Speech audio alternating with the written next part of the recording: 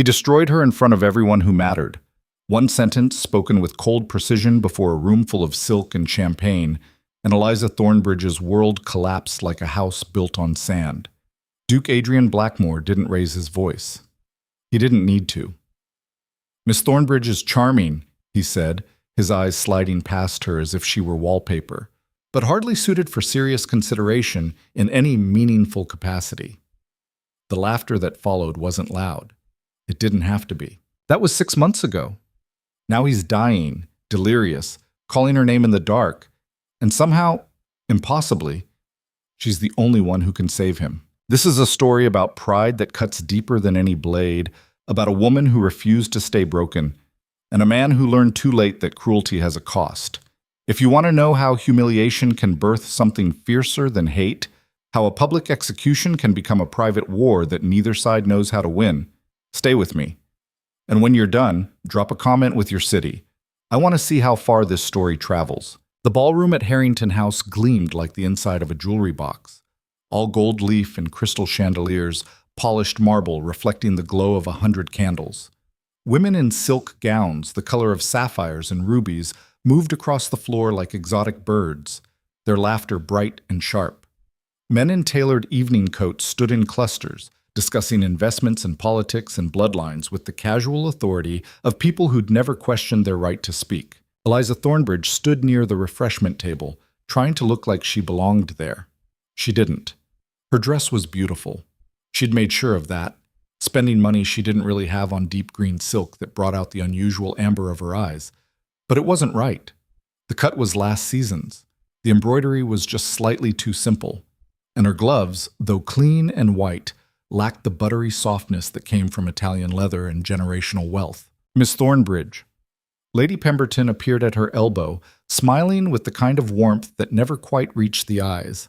"How lovely to see you. Your aunt is well, I trust?" "Very well, thank you." "She must be so pleased you could attend tonight. Such an eclectic guest list Lord Harrington has assembled this year." Eclectic. The word hung in the air like a polite insult. Eliza kept her smile steady. "Lord Harrington has always valued interesting conversation over mere pedigree. I find it refreshing." "Oh, quite." Lady Pemberton's fan snapped open. "Though one does wonder where the line is drawn, doesn't one? Between interesting and, well, inappropriate." Before Eliza could respond, the woman had already drifted away, leaving behind a trail of rosewater perfume and quiet contempt. Eliza's fingers tightened around her glass of champagne. This was always how it went. The invitations came because her aunt, Mrs. Dorothy Marsh, had been a lady's companion to a duchess for 30 years and had earned a certain grudging respect in these circles. Eliza was allowed to attend as a courtesy, but never allowed to forget she was a guest, not a member. Her father had been a country physician, her mother a vicar's daughter. Respectable, yes, but not this. Not silk and marble and bloodlines that stretched back to William the Conqueror. "You look like you're planning someone's murder." Eliza turned.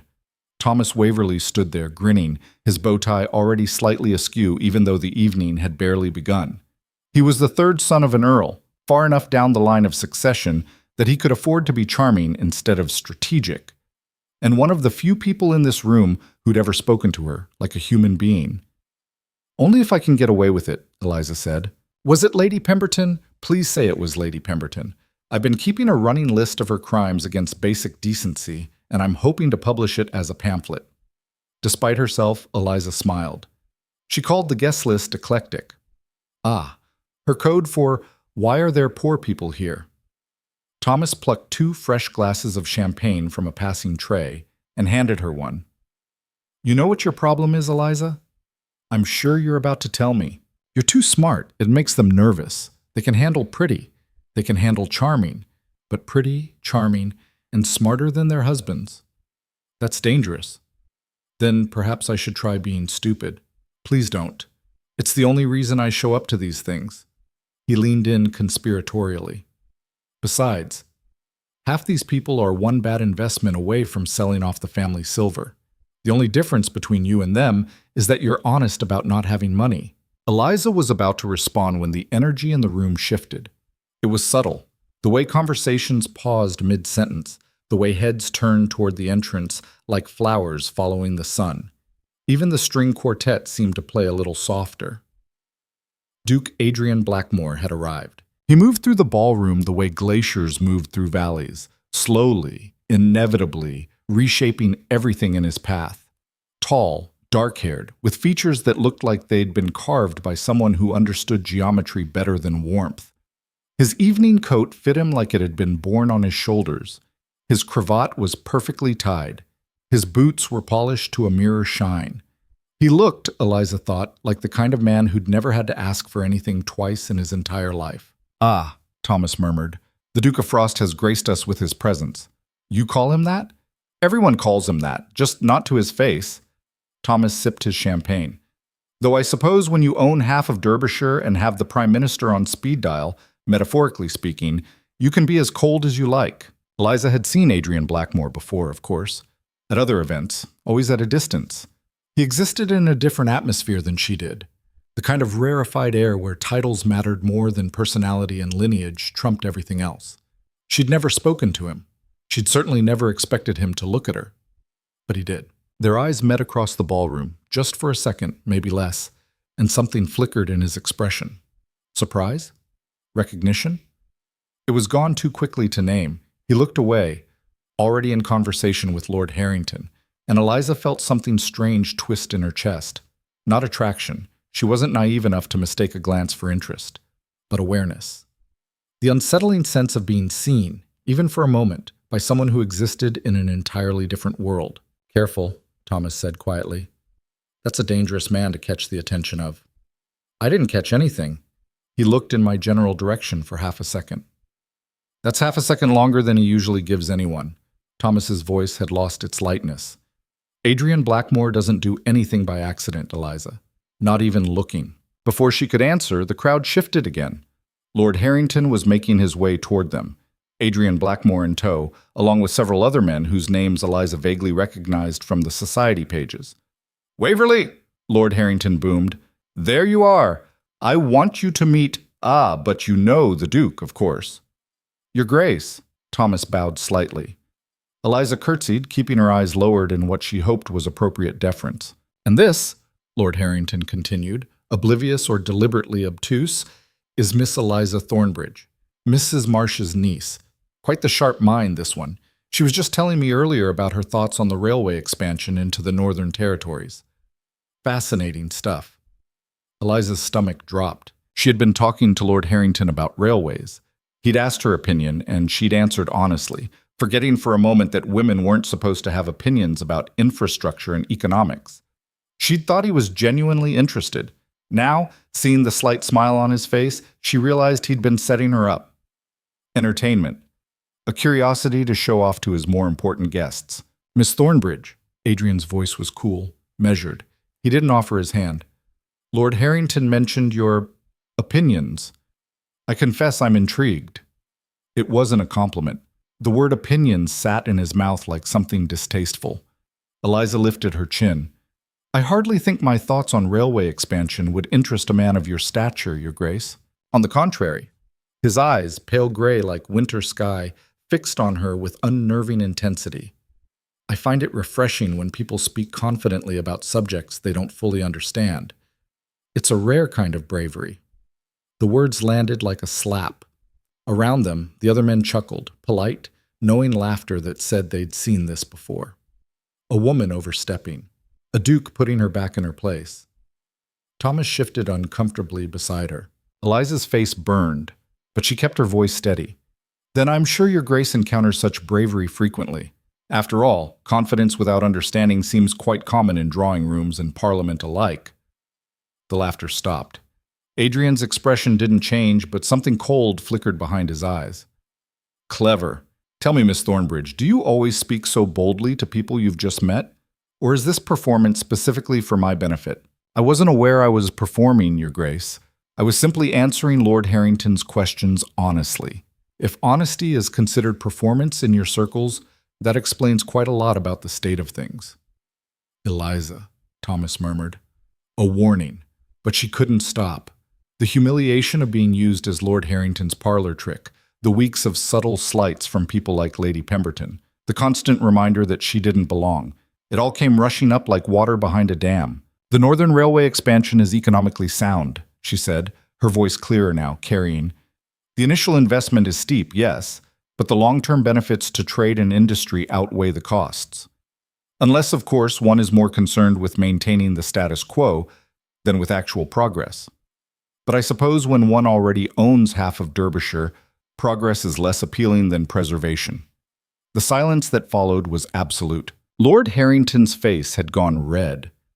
Thomas looked like he wanted to sink through the floor, and Adrian Blackmore stood perfectly still, his expression carved from ice.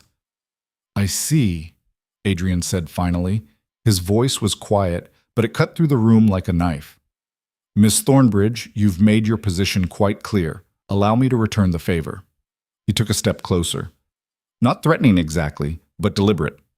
Claiming space. "You are intelligent," he said. "I won't insult you by denying that. And you're articulate. But intelligence without context is just noise. You speak about railways and economics as if reading books and having opinions makes you qualified to advise men who've spent their lives building the systems you critique so easily from the outside." Eliza's hands were shaking. She clasped them together to hide it. "You want to be taken seriously," Adrian continued. "I understand that.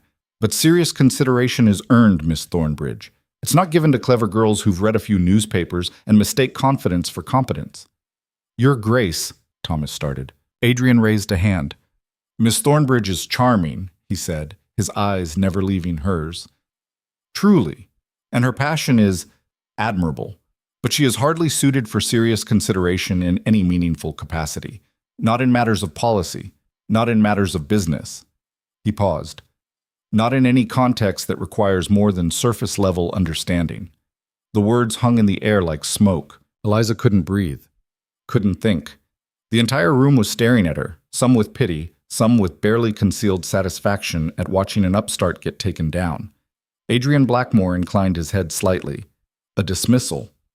Then he turned and walked away, Lord Harrington and the other men following like a flock of well-dressed crows. Eliza stood frozen. Her dress felt too tight. Her face was on fire. Somewhere in the distance, the string quartet started playing again, filling the terrible silence with something light and meaningless. "Eliza." Thomas's voice was gentle. "Come on, let's go." "I'm fine," she whispered. "You're not. And you shouldn't be. That was—" He stopped, clearly struggling for words that wouldn't make it worse. "Let me take you home." "No." She forced herself to move, setting down her champagne glass with trembling hands. "I can walk. I need air. At least let me— Thomas, please." He looked at her for a long moment, then nodded. "I'll tell your aunt you weren't feeling well." Eliza made it to the terrace before the tears came.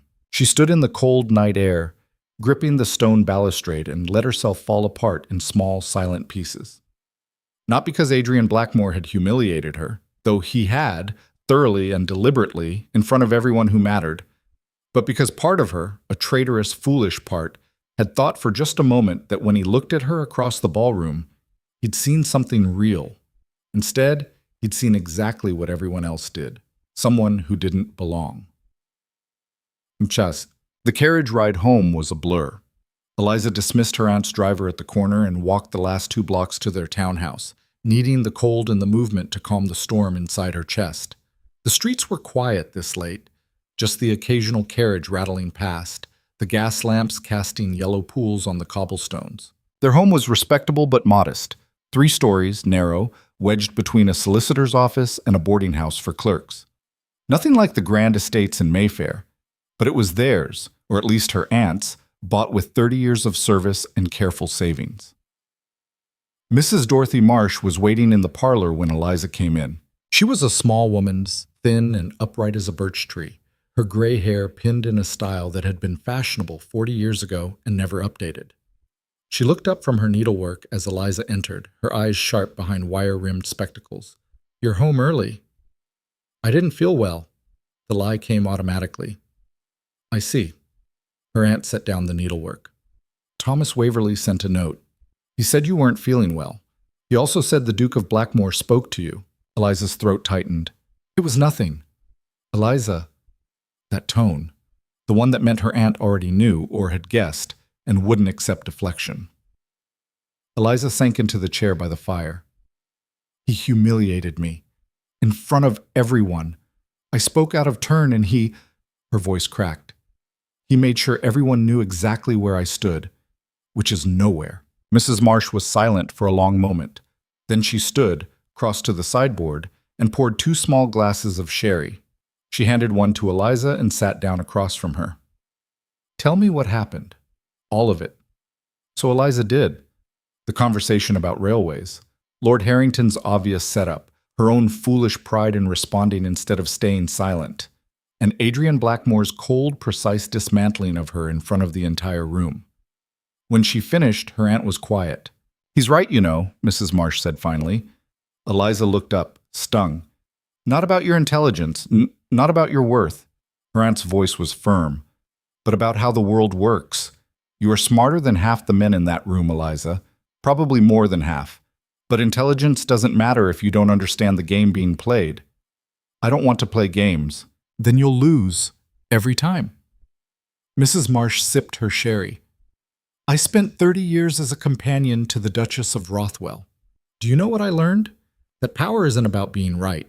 It's about being believed. And people like us, people without titles, without money, without the right bloodlines, we're never believed. Not when it matters. So I'm supposed to just accept it? Stay silent and let men like him decide what I'm worth? I'm saying you need to choose your battles. Her aunt leaned forward. Adrian Blackmore is one of the most powerful men in England. He can destroy reputations with a word. You embarrassed him. Unintentionally, perhaps, but you did. And he responded the only way men like him know how, with force. I didn't mean to embarrass him. Doesn't matter. You challenged him. In public, in front of his peers. And he crushed you for it. Mrs. Marsh's expression softened. I'm not saying it's fair, child. I'm saying it's real. Eliza stared into her sherry glass. So what do I do? You survive. You rebuild. You remember that a man's opinion of you, even a duke's, doesn't define your worth. Her aunt paused. And you stay far, far away from Adrian Blackmore. Men like that don't forgive. They collect debts. Eliza nodded slowly. But as she climbed the stairs to her small bedroom, as she undressed and lay awake staring at the ceiling, she couldn't stop hearing his voice, hardly suited for serious consideration in any meaningful capacity.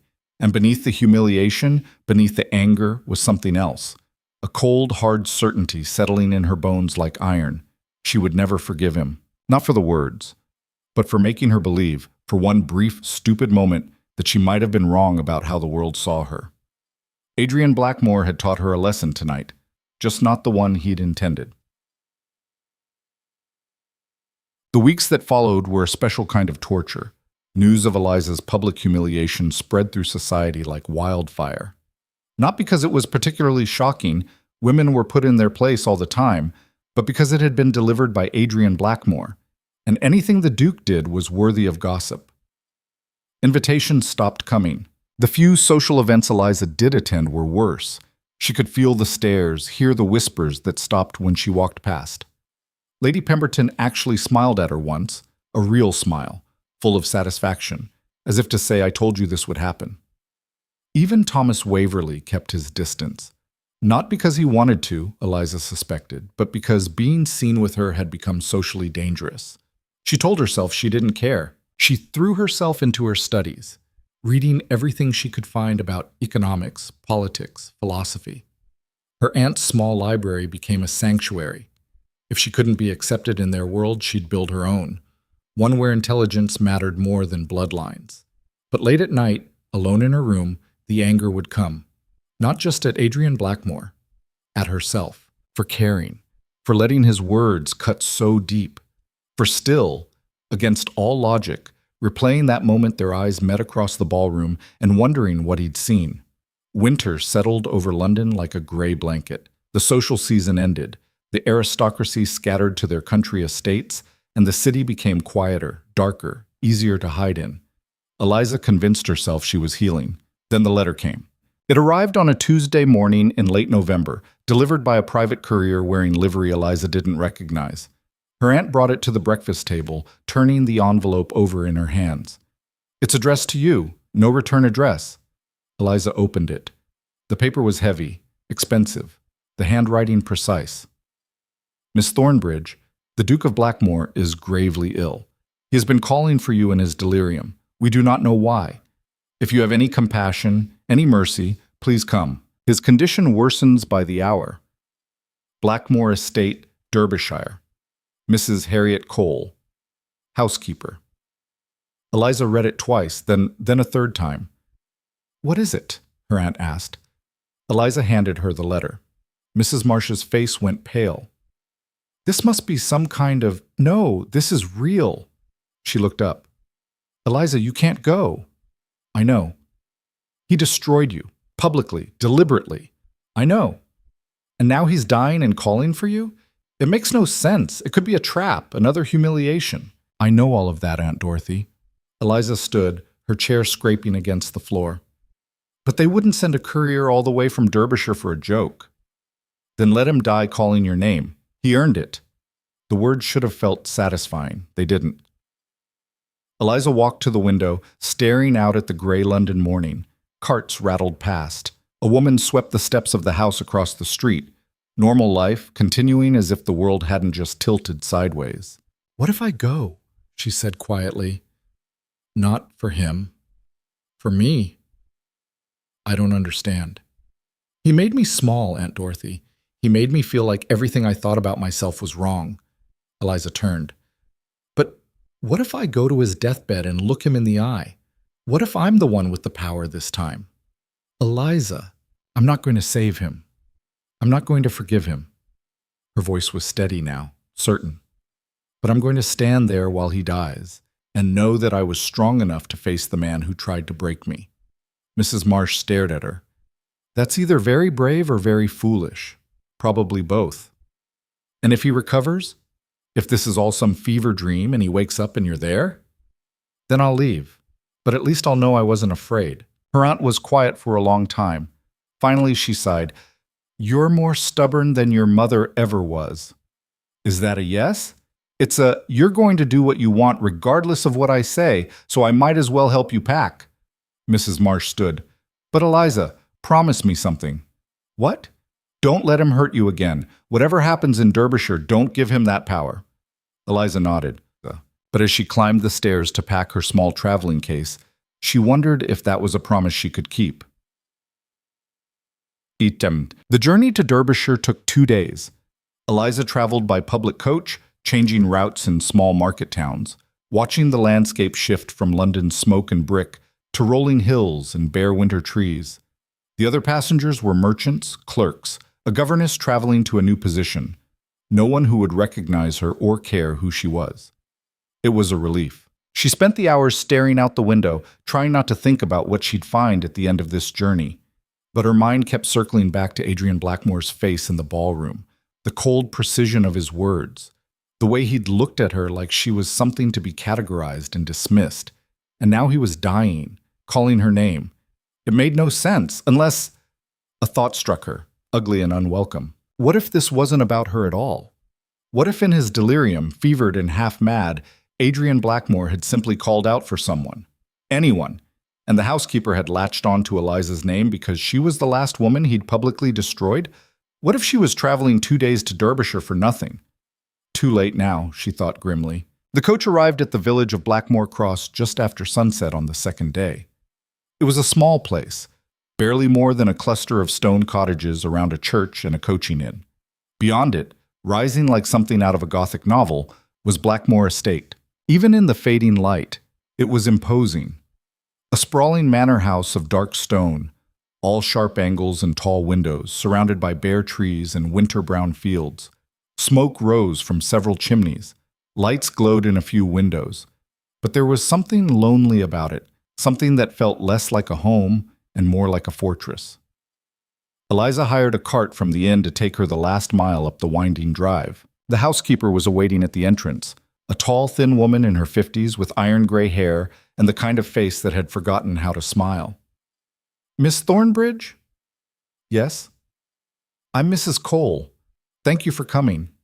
She stepped aside, gesturing Eliza into a vast entrance hall, all dark wood and ancestral portraits staring down with disapproving faces. His Grace is upstairs. The doctor is with him now. How bad is it? Mrs. Cole's expression tightened. Very bad. The fever came on suddenly 3 days ago. He's been unconscious most of the time.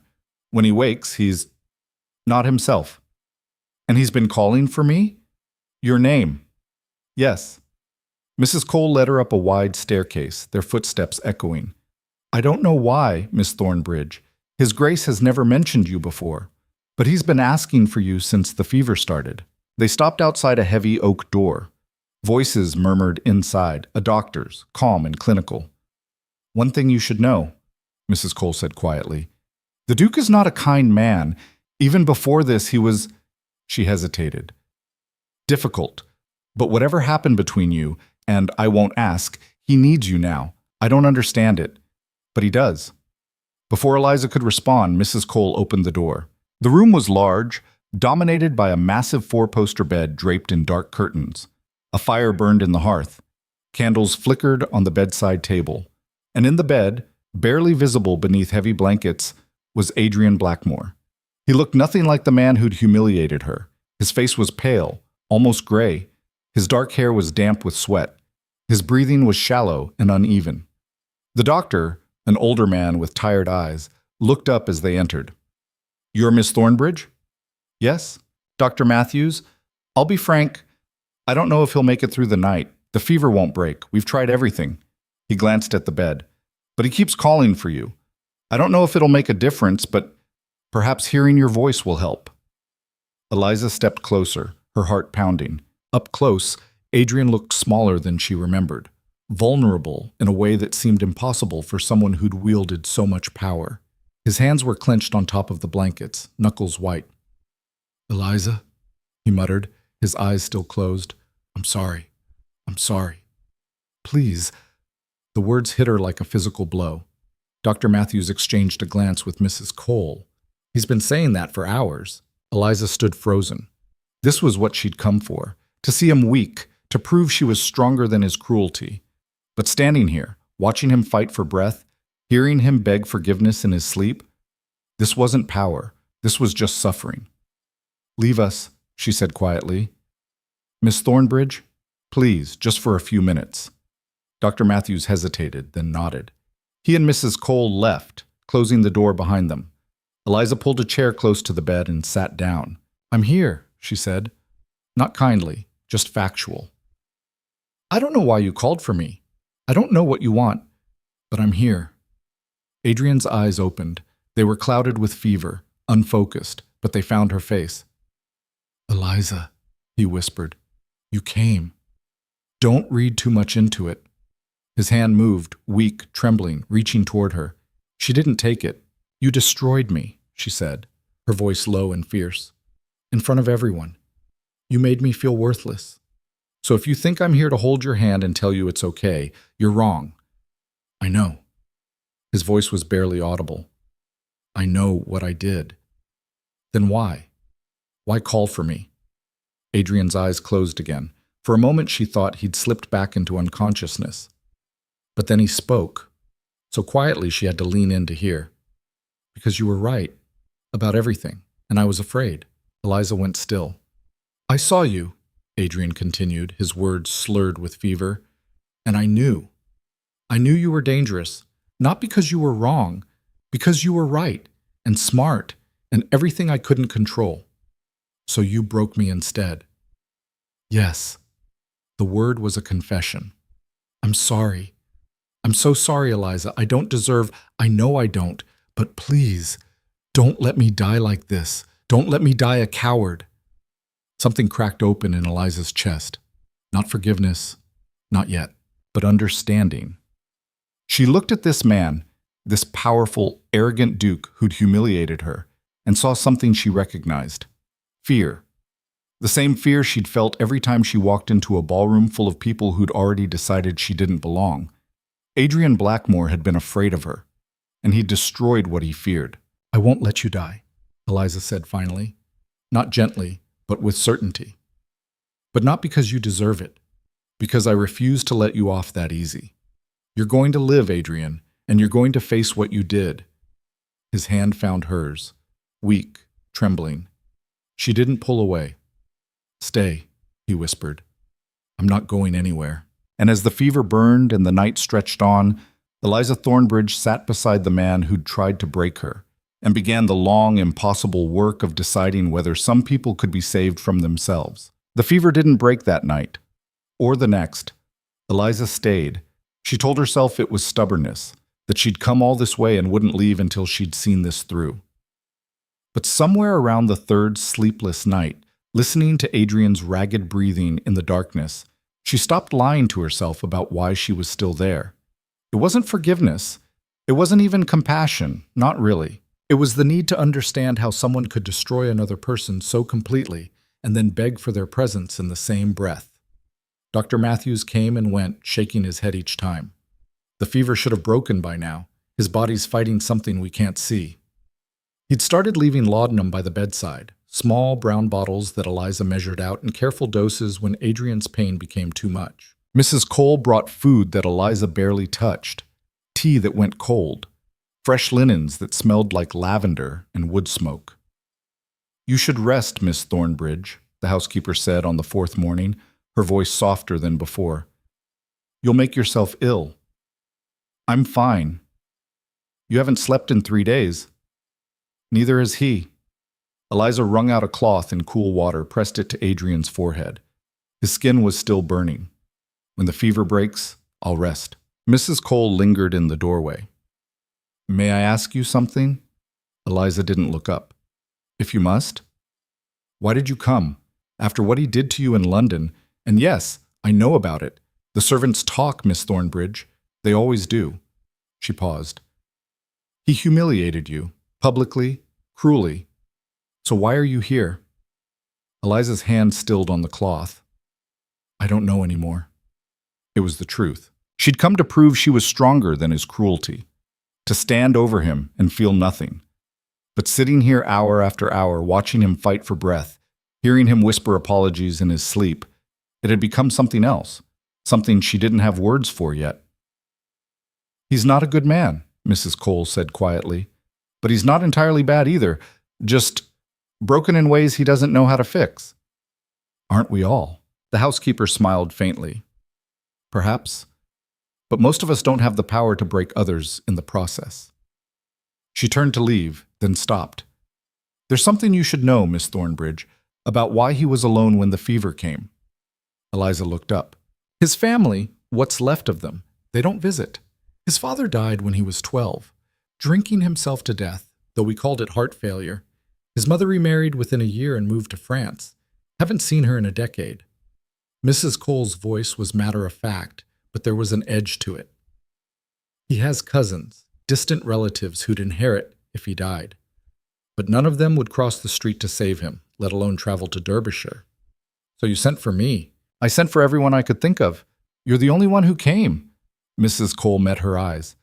"Whatever his reasons for calling your name, Miss Thornbridge, you're all he has right now. I thought you should know that." After she left, Eliza sat in the silence, processing. Adrian Blackmore, the Duke of Frost, the man who wielded power like a weapon, had no one. All that influence, all that wealth, all those titles and estates, and when it mattered, when death came knocking, there was nobody who cared enough to come, except her, the woman he'd destroyed. "That's pathetic," she whispered to the empty room. From the bed came a sound, half laugh, half groan. Eliza's head snapped around. Adrian's eyes were open. Actually open, focused, clear for the first time in days. "You're awake, unfortunately." His voice was rough, broken glass over gravel. "How long?" 4 days. The fever?" "I remember." He tried to sit up, failed, fell back against the pillows with a curse. "You're still here." "I'm still here? Why?"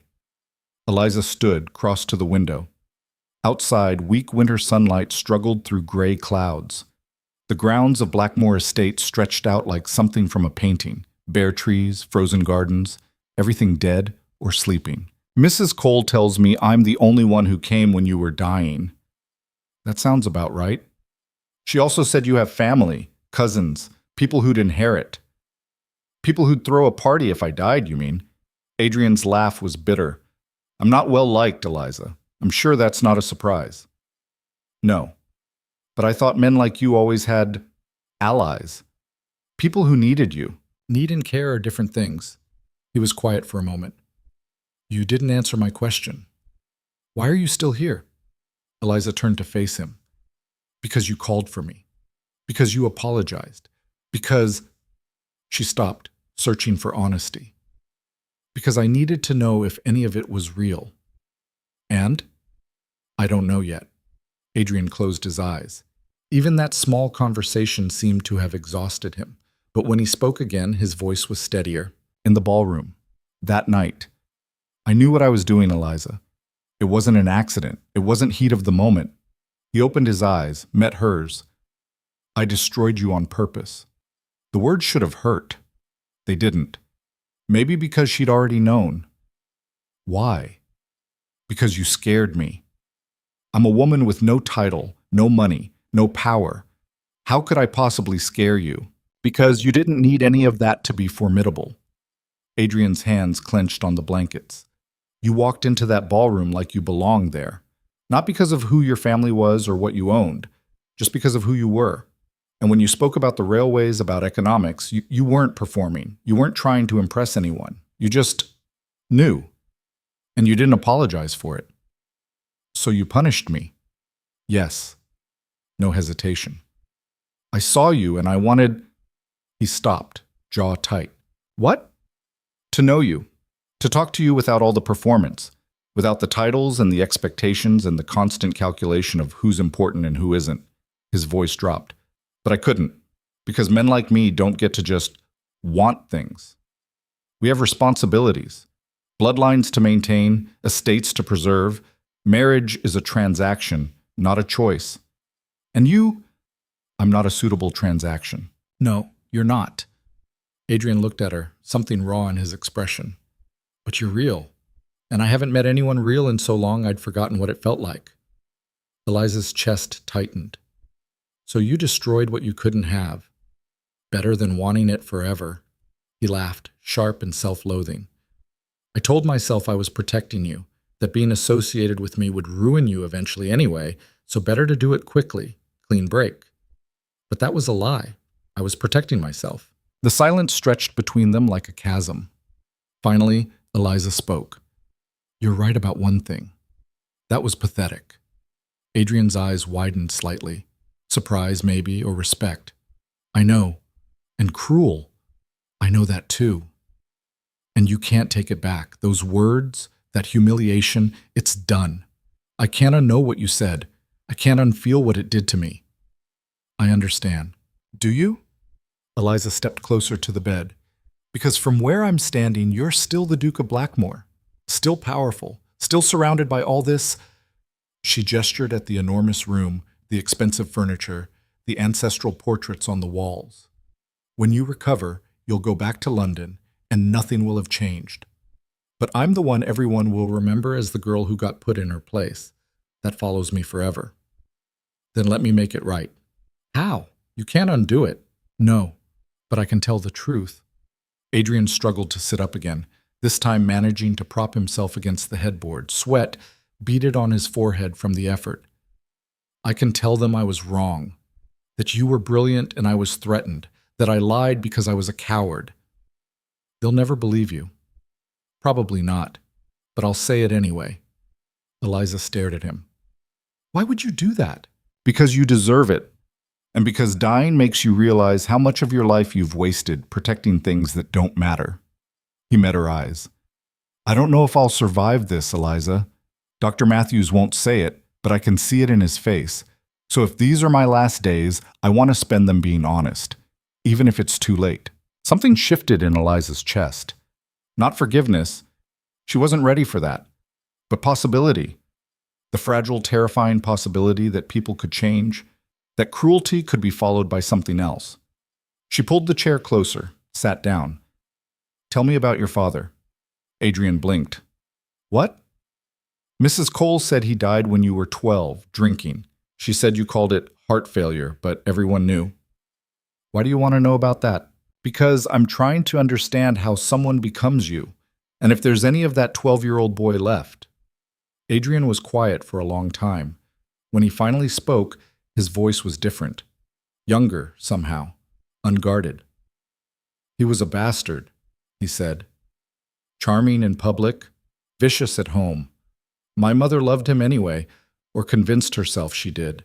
When he died, she grieved for about 6 months. Then she married a French count and forgot we existed. We? I had a sister, Charlotte. She was 8 when our father died, 10 when our mother left. His jaw tightened. She cried every night for a year. I didn't know how to help her. I was 14 and suddenly responsible for estates I didn't understand, servants who looked at me like I was a child playing dress-up, and a little girl who needed a parent I couldn't be. Where is she now? Married. To a baron in Scotland. We don't speak much. She resented me for not fighting harder to make our mother stay. And I resented her for needing me when I was barely holding myself together. He looked away. So I learned not to need anyone. Not to want anything I couldn't control. It was safer that way. Eliza felt something crack inside her. That's a terrible way to live. It kept me alive. No, it kept you functioning. That's not the same thing. Adrian's eyes snapped to hers. What's the difference? Living means risking, feeling, wanting things even when they scare you. Eliza leaned forward. You said I scared you because I was real. But you've spent so long being afraid of real things that you've built yourself a prison, and you can't even see the bars. And you can? I'm standing outside looking in. Adrian stared at her for a long moment. Then, unexpectedly, he smiled. It wasn't the cold, controlled expression she'd seen in the ballroom. It was genuine, sad, but real. You're right, he said quietly. About all of it. I usually am. It's annoying how often people don't notice. That surprised a laugh out of him. Brief, but actual. There she is. The woman who argued about railways like she was daring the world to stop her. She never left. She just learned to hide better. Don't. Adrian's hand moved toward hers, stopped just short of touching. Don't hide. Not on my account. I've done enough damage. Eliza looked at his hand hovering there, a question without words. She didn't take it, not yet, but she didn't pull away either. If you survive this, she said, what happens? I don't know. That's not good enough. Then tell me what you want. Because I'll give you anything in my power, Eliza. Name it. I want you to mean it. When you apologize. When you say you'll tell the truth. Her voice was steady, unyielding. I want you to be uncomfortable. I want you to face the people who watched you destroy me and admit you were wrong. And I want you to do it when you're strong, not on your deathbed when nothing costs you anything. Adrian's expression shifted. Respect, maybe, or recognition. You're not here to forgive me. No. You're here to make sure I suffer properly. Among other things. He smiled again, and this time it reached his eyes. You're terrifying. Good. Remember that. The moment held, fragile and strange. Then Adrian's face contorted, pain breaking through the conversation like a knife. His breathing became ragged. The fever was spiking again. Eliza moved quickly, pressing the cool cloth to his forehead, reaching for the laudanum. How bad? Bad. The word came through gritted teeth. She measured out the dose, helped him drink. His hand gripped hers, tight, desperate, and this time she let him hold on. Don't leave, he whispered as the drug began to take effect. I won't. Promise. Adrian, please. I know I don't deserve it, but promise anyway. Eliza looked at him. This powerful man reduced to begging and made a decision that would change everything. I promise, but when you're better, we're having a very different conversation about what you owe me. His eyes were already closing, laudanum pulling him under, but he smiled. Looking forward to it. As he drifted into drug sleep, Eliza sat back, her hand still in his. She'd promised not to leave, not because he deserved it, not because she'd forgiven him, but because somewhere in the last 4 days she'd stopped wanting him to die. And that was either the bravest or stupidest thing she'd ever done. The next 3 days blurred together in a haze of vigil and exhaustion. The fever would spike, break, spike again. Adrian would wake, sometimes lucid, sometimes rambling, and Eliza would be there, wiping his forehead, dosing laudanum, listening to confessions that tumbled out like water from a broken dam. He told her about his first season in London, barely 18 and terrified he'd make a mistake that would dishonor his father's memory. About the women who'd pursued him for his title, never seeing the person beneath. About the weight of being responsible for hundreds of people who depended on the estate, on his decisions, on his ability to play the game correctly. "I'm tired," he said one night, his voice barely a whisper. "Of performing, of calculating every word, of being the Duke instead of just me." "Then stop," Eliza said. "I don't know how. You start by telling the truth, even when it costs you." "Like you do?" "Like I try to." She paused. "It doesn't always work, but at least I can sleep at night." Adrian looked at her, something shifting in his expression. "I haven't slept well in years." "Maybe that's your body telling you something." "Maybe." On the 6th day, the fever finally broke. Eliza woke, slumped in the chair beside his bed, neck aching, to find Adrian watching her. His eyes were clear, his breathing steady. The grayish pallor had faded from his skin. "You look terrible," he said. Eliza sat up, rubbing her neck. "You're welcome." "I didn't mean thank you for staying, for all of it." He struggled to sit up, managed it this time. "How long was I out this time?" "About 10 hours. Dr. Matthews said it was a good sign. Your body finally resting instead of fighting." "It feels like I've been trampled by horses." "You basically have been. Fever horses. The worst kind." That surprised a weak laugh out of him. "You're making jokes. Does that mean I'm forgiven?" "Absolutely not. It means I'm too tired to be angry right now." Eliza stood, stretched, every muscle protested. "But you're alive, so that's something." "Thanks to you. Thanks to Mrs. Cole and Dr. Matthews and your own stubborn refusal to die. I just sat here and kept you from being alone." "That's not nothing, Eliza." She met his eyes. "No, it's not." The door opened. Dr. Matthews entered, followed by Mrs. Cole carrying a tray of tea and what looked like actual food instead of the invalid broth that had been Adrian's diet for days. "Well," Dr. Matthews said, crossing to the bed and checking Adrian's pulse, "someone decided to rejoin the living. Your Grace, you gave us quite a scare. Apparently I'm harder to kill than expected." "Apparently." The doctor's expression was pleased but cautious. "The fever's broken, but you're not out of danger yet. You need rest, real rest. No trying to manage estate business from bed, no correspondence, nothing that requires thinking.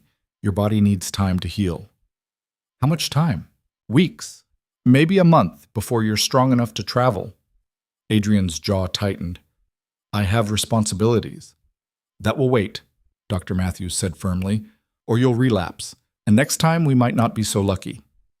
Miss Thornbridge, would you mind stepping outside for a moment? I need to examine His Grace properly." Eliza nodded, grateful for the excuse to escape the room. She'd been breathing the same stale air for nearly a week. Her clothes smelled like sickness and smoke. Her hair was a disaster. She probably looked like something dragged behind a carriage. Mrs. Cole caught her in the hallway. "There's a guest room prepared for you, Miss Thornbridge. Hot water, clean clothes. You should rest." "I should leave. Now that he's out of danger, you promised him you'd stay." Eliza stopped. "You heard that? These walls aren't as thick as they look." Mrs. Cole's expression softened. "He's going to need help during recovery. Someone to make sure he actually rests instead of trying to run the estate from bed. Someone who won't let him slip back into old patterns." "That's not my responsibility." "No, but you're the only one he'll listen to." "You don't know that. I've worked for the Blackmore family for 30 years, Miss Thornbridge. I know more than you think." Mrs. Cole gestured toward the guest room. "At least stay until you've had a proper night's sleep. Then decide." The room was beautiful, all soft blues and whites, windows overlooking the winter gardens.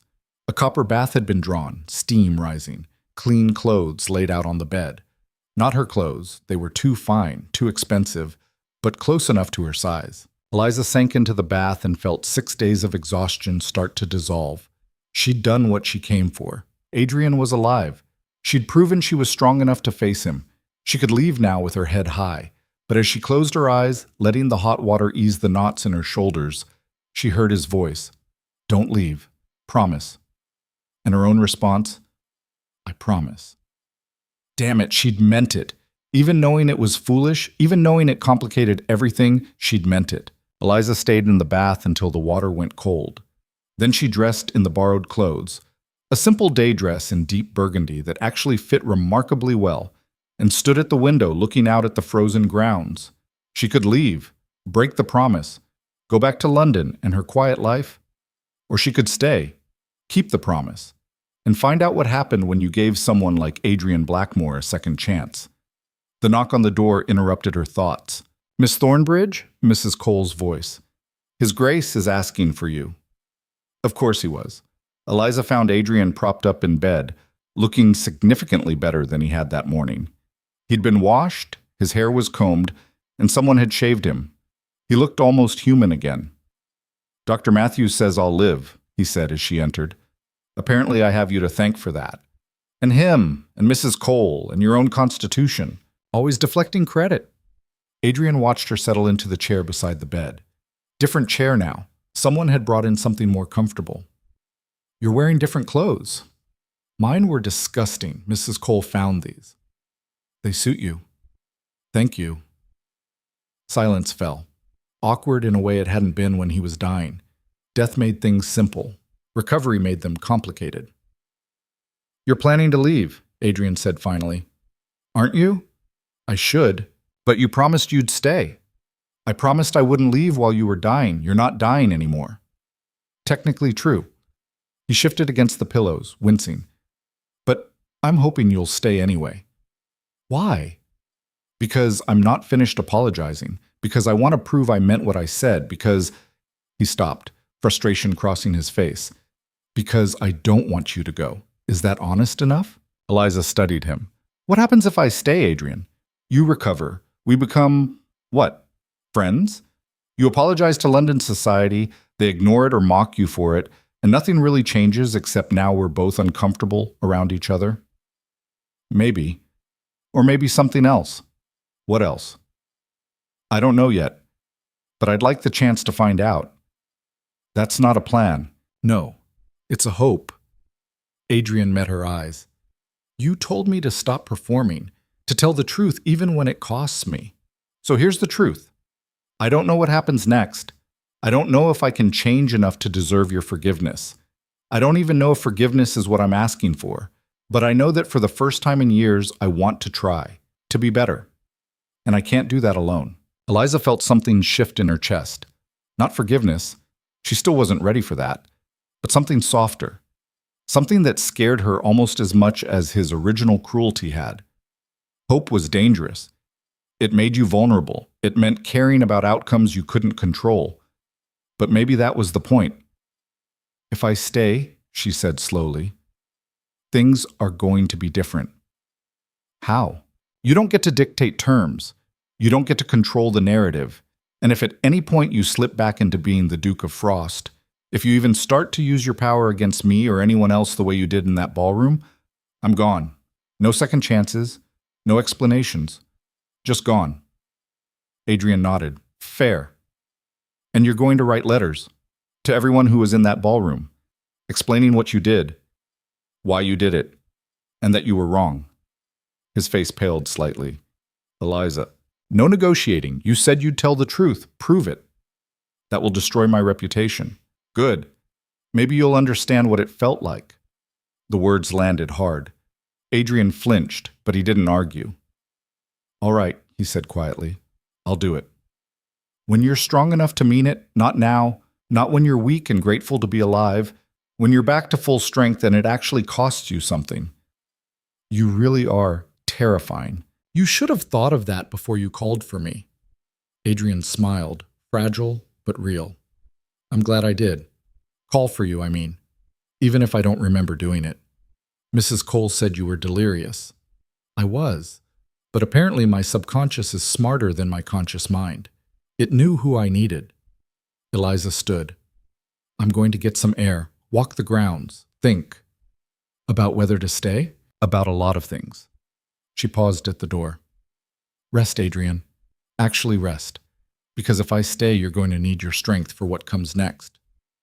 "Is that a threat or a promise?" "Both." She left him smiling. Outside, the winter air was sharp and clean, cutting through the fog in her mind.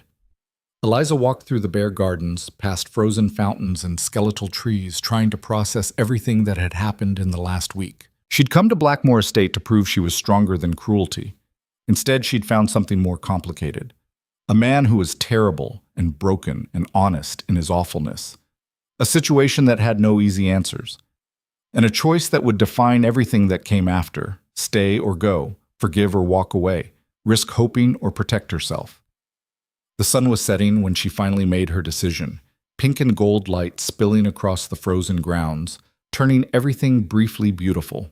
Eliza walked back to the house, climbed the stairs, and knocked on Adrian's door. He was still awake, reading, or pretending to. He set down the book as she entered. "I'll stay," she said. "For now. Until you're strong enough to keep the promises you made."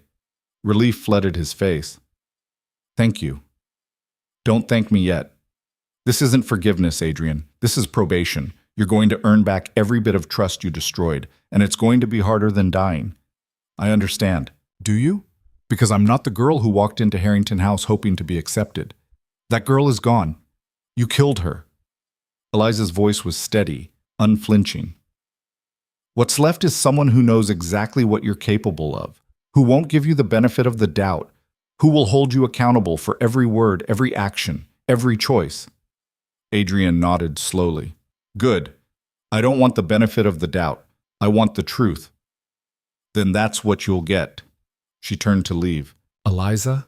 She paused. "I know I don't deserve this chance, but I'm going to try anyway, to be the man you thought you saw, before I destroyed it." Eliza looked back at him, this complicated, damaged man who'd nearly died calling her name. "You'd better," she said, "because I didn't sit here for 6 days watching you suffer just to let you waste this." And as she closed the door behind her, Eliza Thornbridge realized she'd made a decision far more dangerous than coming to Derbyshire. She'd decided to hope. Hope turned out to be exhausting. The first week after Adrian's fever broke was deceptively quiet. He slept most of the time, his body still recovering from whatever had nearly killed him. Dr. Matthews visited daily, pronouncing improvement in measured tones that suggested he didn't quite trust it yet. Mrs. Cole ran the household with military precision, making sure Eliza had everything she needed while tactfully avoiding questions about how long she planned to stay. Eliza fell into a strange routine. Mornings in the library. Adrian's collection was impressive, covering everything from philosophy to agricultural science. Afternoons walking the frozen grounds, breathing air that didn't smell like sick rooms. Evenings sitting with Adrian, reading while he dozed or engaging in careful conversations that skirted around anything too heavy. They were dancing around each other. Both of them knew it. On the 8th day, Adrian was strong enough to sit in the chair by the window. Mrs. Cole had brought him real clothes, not the nightshirt he'd been wearing, and he looked almost like himself again. Almost. There was still a fragility to him, a slowness in his movements that suggested his body was still remembering how to work properly. Eliza brought tea, set the tray on the small table between them. "You look better. I feel like I've been reassembled by someone who lost the instructions." Adrian poured tea with hands that only trembled slightly. "But yes, better. Dr. Matthews says you can start moving around more. Short walks, nothing strenuous. He also said I need to avoid stress, which means he clearly doesn't know I have you holding me accountable for everything." Eliza smiled despite herself. "Is that stressful?" "Terrifying, but in a good way." Adrian sipped his tea, studying her over the rim. "You've been avoiding me. I've been giving you space to recover. That's a diplomatic way of saying you don't trust being alone with me for too long. Can you blame me?"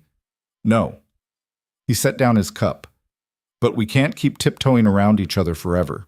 Eventually, we're going to have to actually talk about what happens next." "You mean the letters?" "Among other things."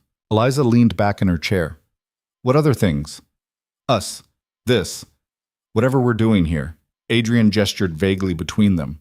"You stayed. I'm grateful for that. But I need to know what you want from this, Eliza, because I can't keep guessing. I want you to prove you meant what you said. When you were dying, when you apologized, I want to know if that was real or just fear talking." "It was real." "Then prove it." "How? The letters aren't enough?" "The letters are a start. But words are easy, Adrian, especially for someone like you who spent his whole life saying what people want to hear. She met his eyes. I want to see who you are when you're not performing, when you don't have an audience or a role to play, just you, the person underneath the title. Adrian was quiet for a long moment. I'm not sure I know who that is anymore. Then figure it out, because I'm not interested in the Duke of Blackmore. I've met him.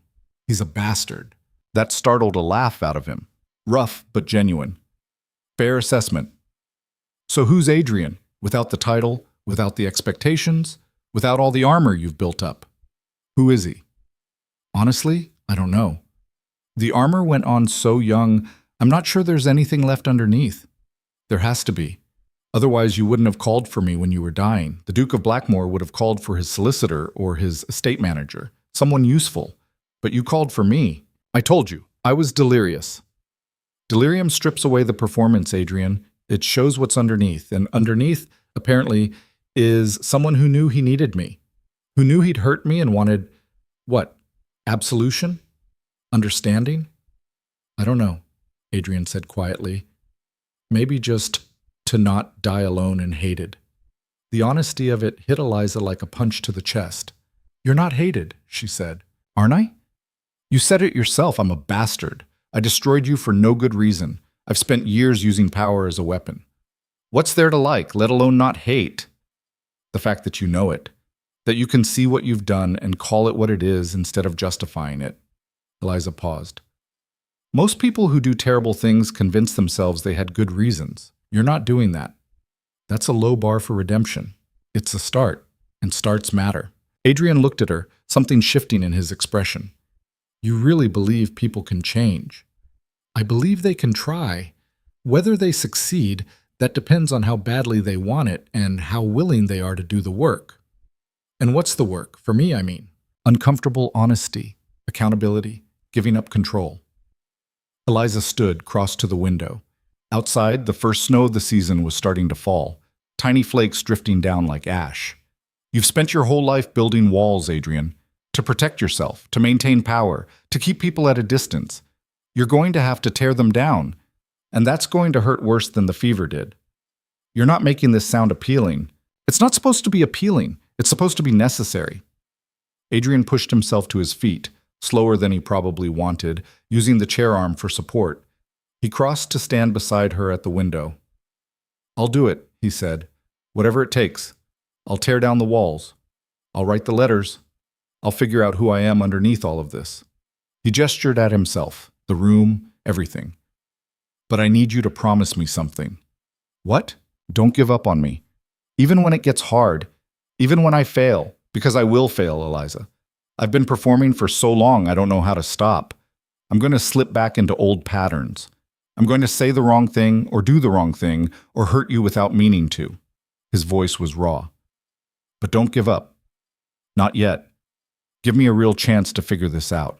Eliza studied him, this complicated man who'd nearly died calling her name, who was asking for something she wasn't sure she could give. I'm still here, aren't I? For now. Then that's your answer, for now. She turned back to the window. But Adrian, I meant what I said. The moment you slip back into being the Duke of Frost, the moment you use your power to hurt me or anyone else, I'm done. No second chances. No explanations. I understand. Do you? Because once I leave, I won't come back.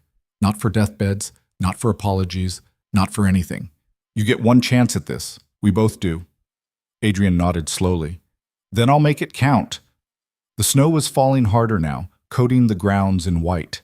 In the distance, Eliza could see servants moving between buildings, going about their work despite the weather. Normal life? Continuing as if the world inside this house wasn't being rebuilt piece by careful piece. Tell me about your sister, Eliza said suddenly. Adrian stiffened. Why? Because you mentioned her once and then never again. And I think she's part of why you are the way you are. Charlotte has nothing to do with this. Doesn't she? You said you resented her for needing you when you were barely holding yourself together. That sounds like it has everything to do with this.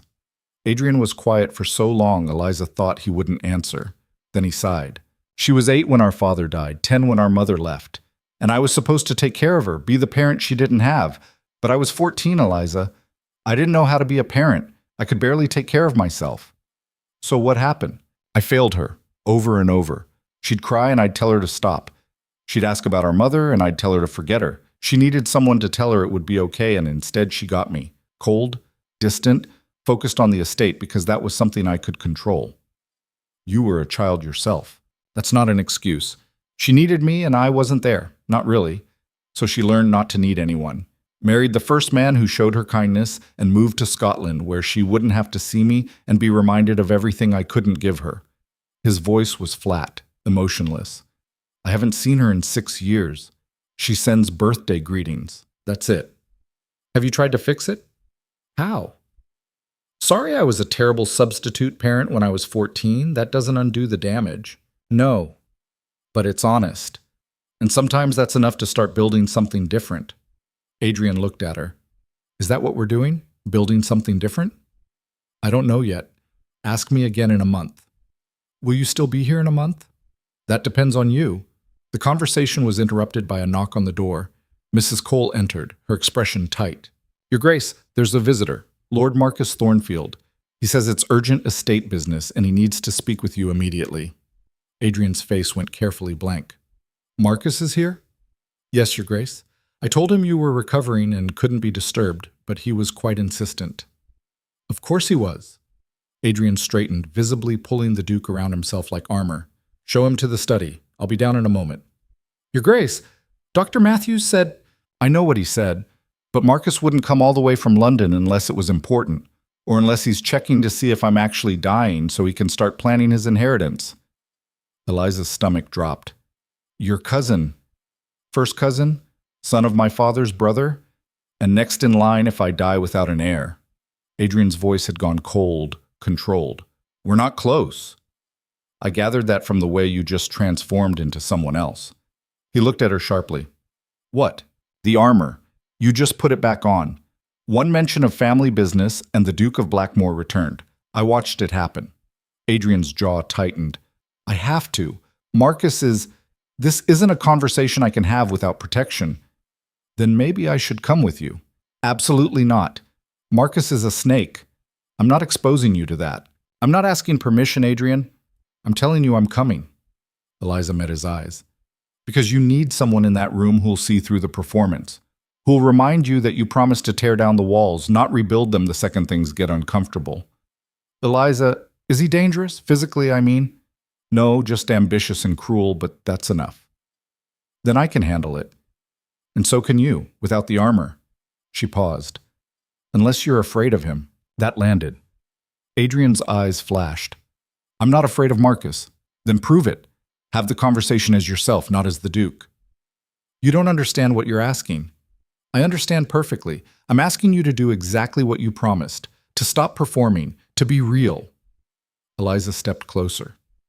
And I'm offering to stand next to you while you do it, unless you'd rather face him alone. Adrian stared at her for a long moment. Then, slowly, something shifted in his expression. The armor didn't disappear. She could see him fighting with it, trying to take it off and put it back on simultaneously. All right, he said finally, you can come. But if it gets ugly, then it gets ugly. I've survived worse. They made their way down to the study together, Adrian moving carefully, still not entirely steady on his feet. Eliza stayed close enough to catch him if he stumbled, but far enough to give him dignity. Lord Marcus Thornfield was standing by the fire when they entered, warming his hands. He was younger than Eliza expected, maybe 30, handsome in a sharp-edged way, dressed in expensive traveling clothes that somehow looked deliberate rather than practical. He turned as they entered, his eyes sweeping over Adrian with clinical assessment before landing on Eliza. Adrian, you look terrible. The rumors of your death were clearly exaggerated, though not by much. His smile didn't reach his eyes. And who's this? I wasn't aware you had company. Miss Eliza Thornbridge, Adrian said, his voice carefully neutral. She's my guest. Is she now? Marcus's gaze sharpened. Thornbridge. That name sounds familiar. She's Mrs. Marsh's niece. Ah, the companion's family. How democratic of you, cousin. The dismissal in his tone was subtle but unmistakable. Though I suppose standards relax when one is on one's deathbed. Speaking of which, shouldn't you still be in bed?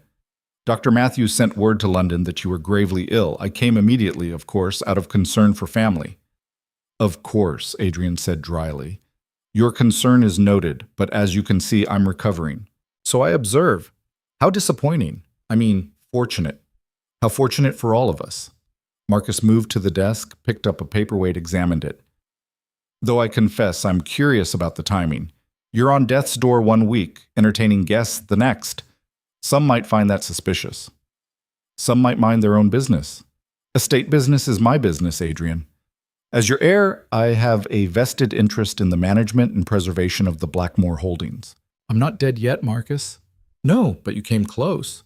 And that raises questions about succession, about management, about whether you're fit to continue running an estate of this magnitude when your health is clearly compromised.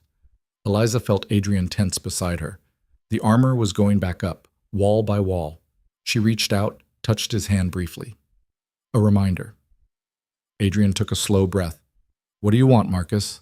I want to make sure you're actually all right, that this isn't some temporary reprieve before a relapse. Marcus set down the paperweight.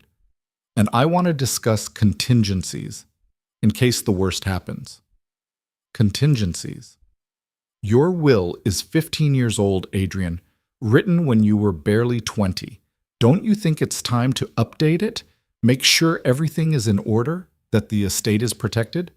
Protected from what? From decisions made in weakness, from influence by people who don't understand what's at stake. His eyes flicked to Eliza. From outsiders who might take advantage of your vulnerable state. The insult hung in the air like smoke. Eliza felt rage spike through her chest, hot and familiar. This was exactly what she'd experienced in London, being dismissed, being treated like she was somehow contaminating the room with her presence. But before she could speak, Adrian stepped forward. Miss Thornbridge saved my life, he said quietly. She sat by my bedside for 6 days when I was too delirious to know my own name. She kept me alive when everyone else, including you, Marcus, was too busy or too indifferent to come. So you'll show her the respect she deserves, or you'll leave my house. Immediately. Marcus blinked, clearly surprised. I didn't mean, yes, you did. You meant exactly what you said. That she's beneath us. That her presence here is inappropriate. That she's taking advantage. Adrian's voice was still quiet, but there was steel in it now. And you're wrong. About all of it. Adrian, I'm just concerned about your inheritance. Let's be honest about that at least. Adrian moved to the desk, braced himself against it. Eliza could see the exhaustion in his face, the effort this was costing him. I'm not updating my will under duress, Marcus, and I'm not discussing estate business while I can barely stand. So unless you have an actual emergency that requires my immediate attention, this conversation is over. Marcus's expression hardened. You're making a mistake. Probably, I make a lot of them. But this one's mine to make. And what about her? Marcus's eyes were cold now, calculating. What happens when she leaves? When you're alone again and realize you've compromised your position for a woman who was never going to stay? Eliza stepped forward before Adrian could answer. I'm standing right here, Lord Thornfield. If you have questions about my intentions, you can ask me directly. Very well. What are your intentions, Miss Thornbridge? What exactly do you want from my cousin? Nothing he's not willing to give. How reassuringly vague. And when he's recovered, when he's back to full strength and realizes this, he gestured between them. Whatever this is, was just a fever dream brought on by illness and isolation? What then? Then I leave. And he goes back to being exactly what he was before, which, from what I've seen, would make you very happy. Marcus smiled, sharp and cold. You're clever. I see why he likes you. But cleverness isn't enough in our world, Miss Thornbridge. You need breeding, connections, money, things you don't have and never will. You sound like someone else I used to know, Eliza said. He said similar things, right before he nearly died calling my name. The barb landed. Marcus's eyes narrowed. Careful, you may have Adrian wrapped around your finger right now, but that won't last. It never does with women like you. Women like me?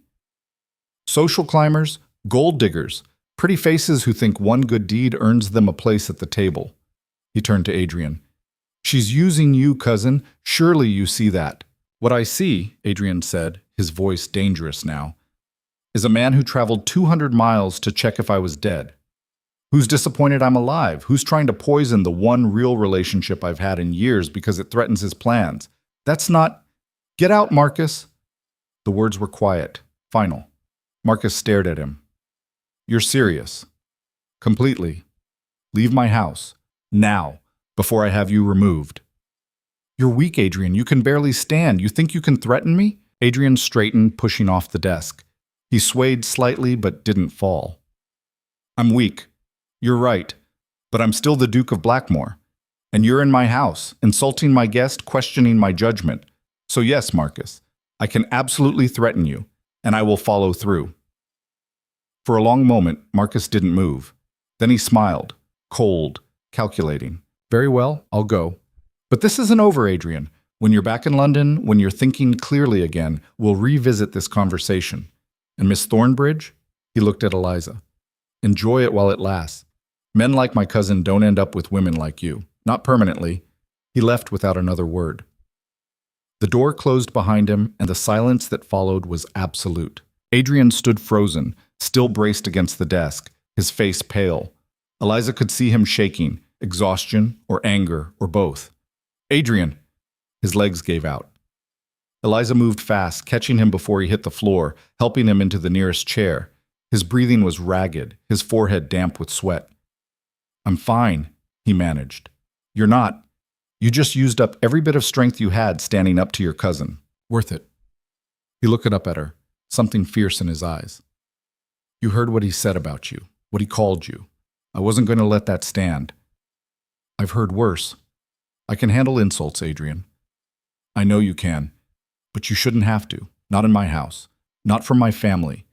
He gripped the chair arms, and he was wrong. About all of it. About you using me, about this being temporary, about you not belonging. Adrian, stop. You need to rest. No, I need you to understand something. He reached for her hand, held it tight. Marcus thinks I defended you because I'm weak, because I'm sick and not thinking clearly. But he's wrong. I defended you because you deserve it, because what he said was vile, and because... He stopped, jaw tight. Because what? Eliza asked quietly. Because you were right, about the walls, about the armor. I put it on the second Mrs. Cole said Marcus was here. I could feel it happening, the Duke taking over, pushing everything real aside. Adrian's voice was raw. But then you challenged me, and I had to choose. Be the Duke and handle Marcus the way I always have, with cold calculation and political maneuvering, or be myself and tell the truth. Which is that I'm tired of performing, that I'm tired of letting people like Marcus treat people like you as if you're worthless, that for once in my life, I wanted to defend something real instead of protecting my position. He looked at her. I don't know if that makes sense, but it's the truth. Eliza sank into the chair across from him, her mind racing.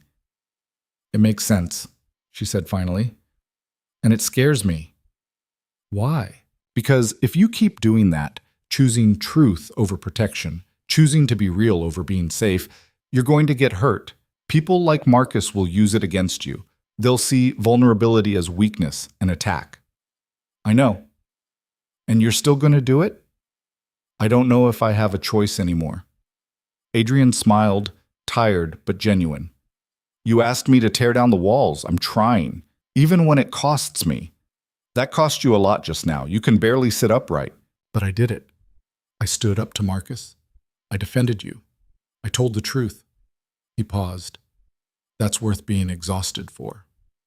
Eliza studied him, this complicated, damaged man who was trying so hard to be different. Mrs. Cole is going to kill me for letting you overexert yourself. Probably, but it was my choice. Was it? Or did I push you into it? Both. And I'm grateful for the push. Adrian squeezed her hand. I needed to know I could do it. Stand up to family, to expectations, to all the pressure to be the Duke instead of just me. And I did. Because you were there. That's a lot of weight to put on one person, Adrian. I know. Too much, probably. But I'm not asking you to carry it forever. Just... He stopped, searching for words. Just long enough for me to figure out how to carry it myself. Before Eliza could respond, the door burst open. Mrs. Cole stood there, her face pale. Your Grace, it's Lord Thornfield. He's collapsed in the front hall. Dr. Matthews thinks it's his heart. Adrian and Eliza stared at each other for one frozen moment. Then Adrian pushed himself to his feet, moving on pure will now, Eliza could see it, and headed for the door. Adrian, you can't. He's family. I have to. He just tried to destroy you. I know, but he's still family, and I'm still responsible. Eliza followed him into the hall, her mind reeling. Marcus was on the floor near the entrance, gasping for breath, his face gray. Dr. Matthews was already there, loosening his cravat, checking his pulse. Heart attack, the doctor said grimly. He needs to be moved. Carefully. Adrian stood frozen, staring down at the man who'd just insulted Eliza, who'd come here hoping for inheritance, who'd spent years treating him with cold ambition instead of real care. Get him to a guest room, Adrian said finally. Do whatever you can for him. Dr. Matthews looked up. Your Grace, you should be resting. I know, but I can't. Not while he's... Adrian stopped, swayed. Eliza caught his arm. You're going to collapse too if you're not careful. I'm fine. You're not. You're running on fumes and stubbornness. Then that'll have to be enough. Adrian pulled free, moved toward Marcus. Help me get him upstairs. Adrian, this is insane. He's my cousin. He's my responsibility. I'm not letting him die in my front hall just because he's a bastard. And there it was.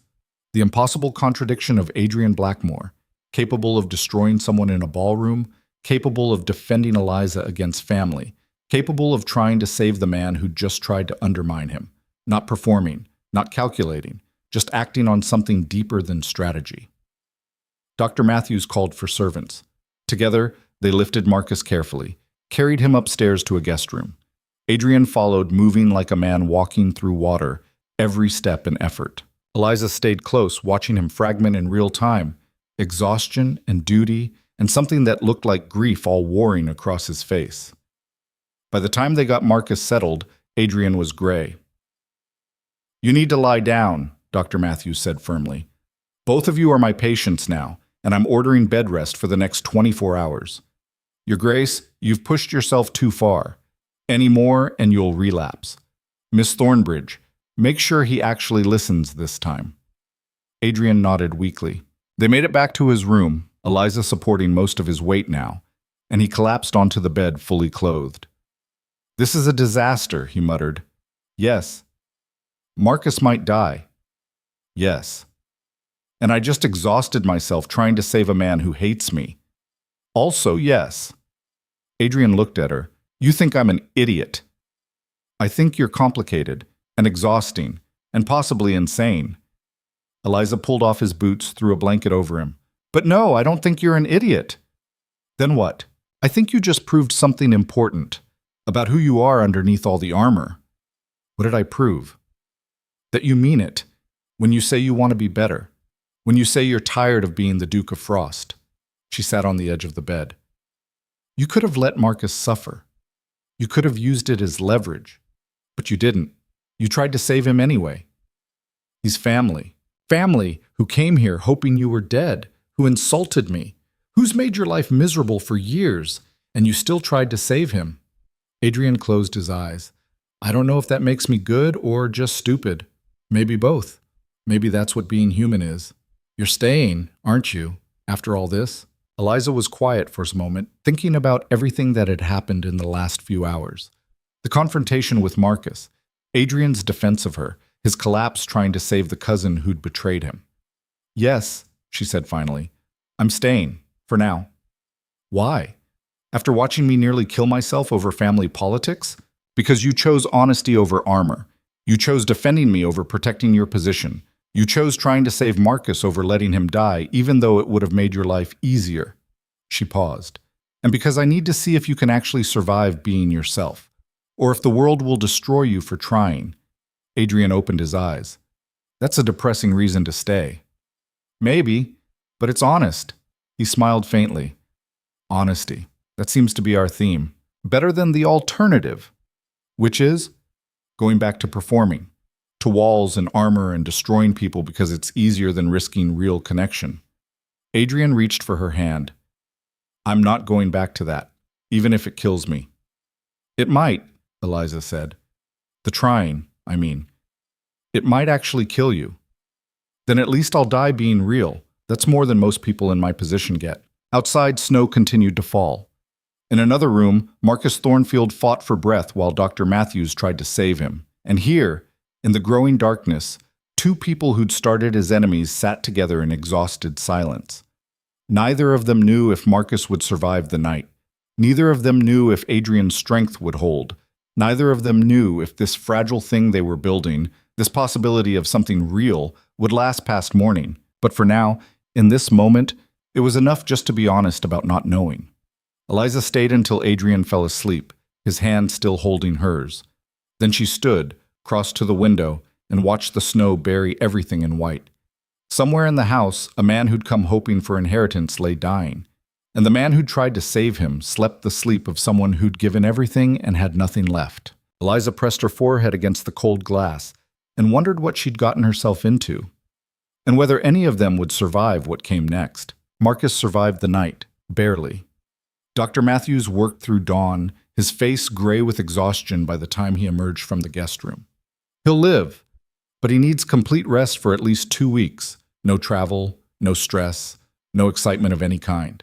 Which meant Marcus Thornfield, ambitious, calculating Marcus, who'd come hoping to check on his inheritance prospects, was now trapped at Blackmore Estate, under the same roof as the cousin he'd tried to undermine and the woman he'd dismissed as a social climber.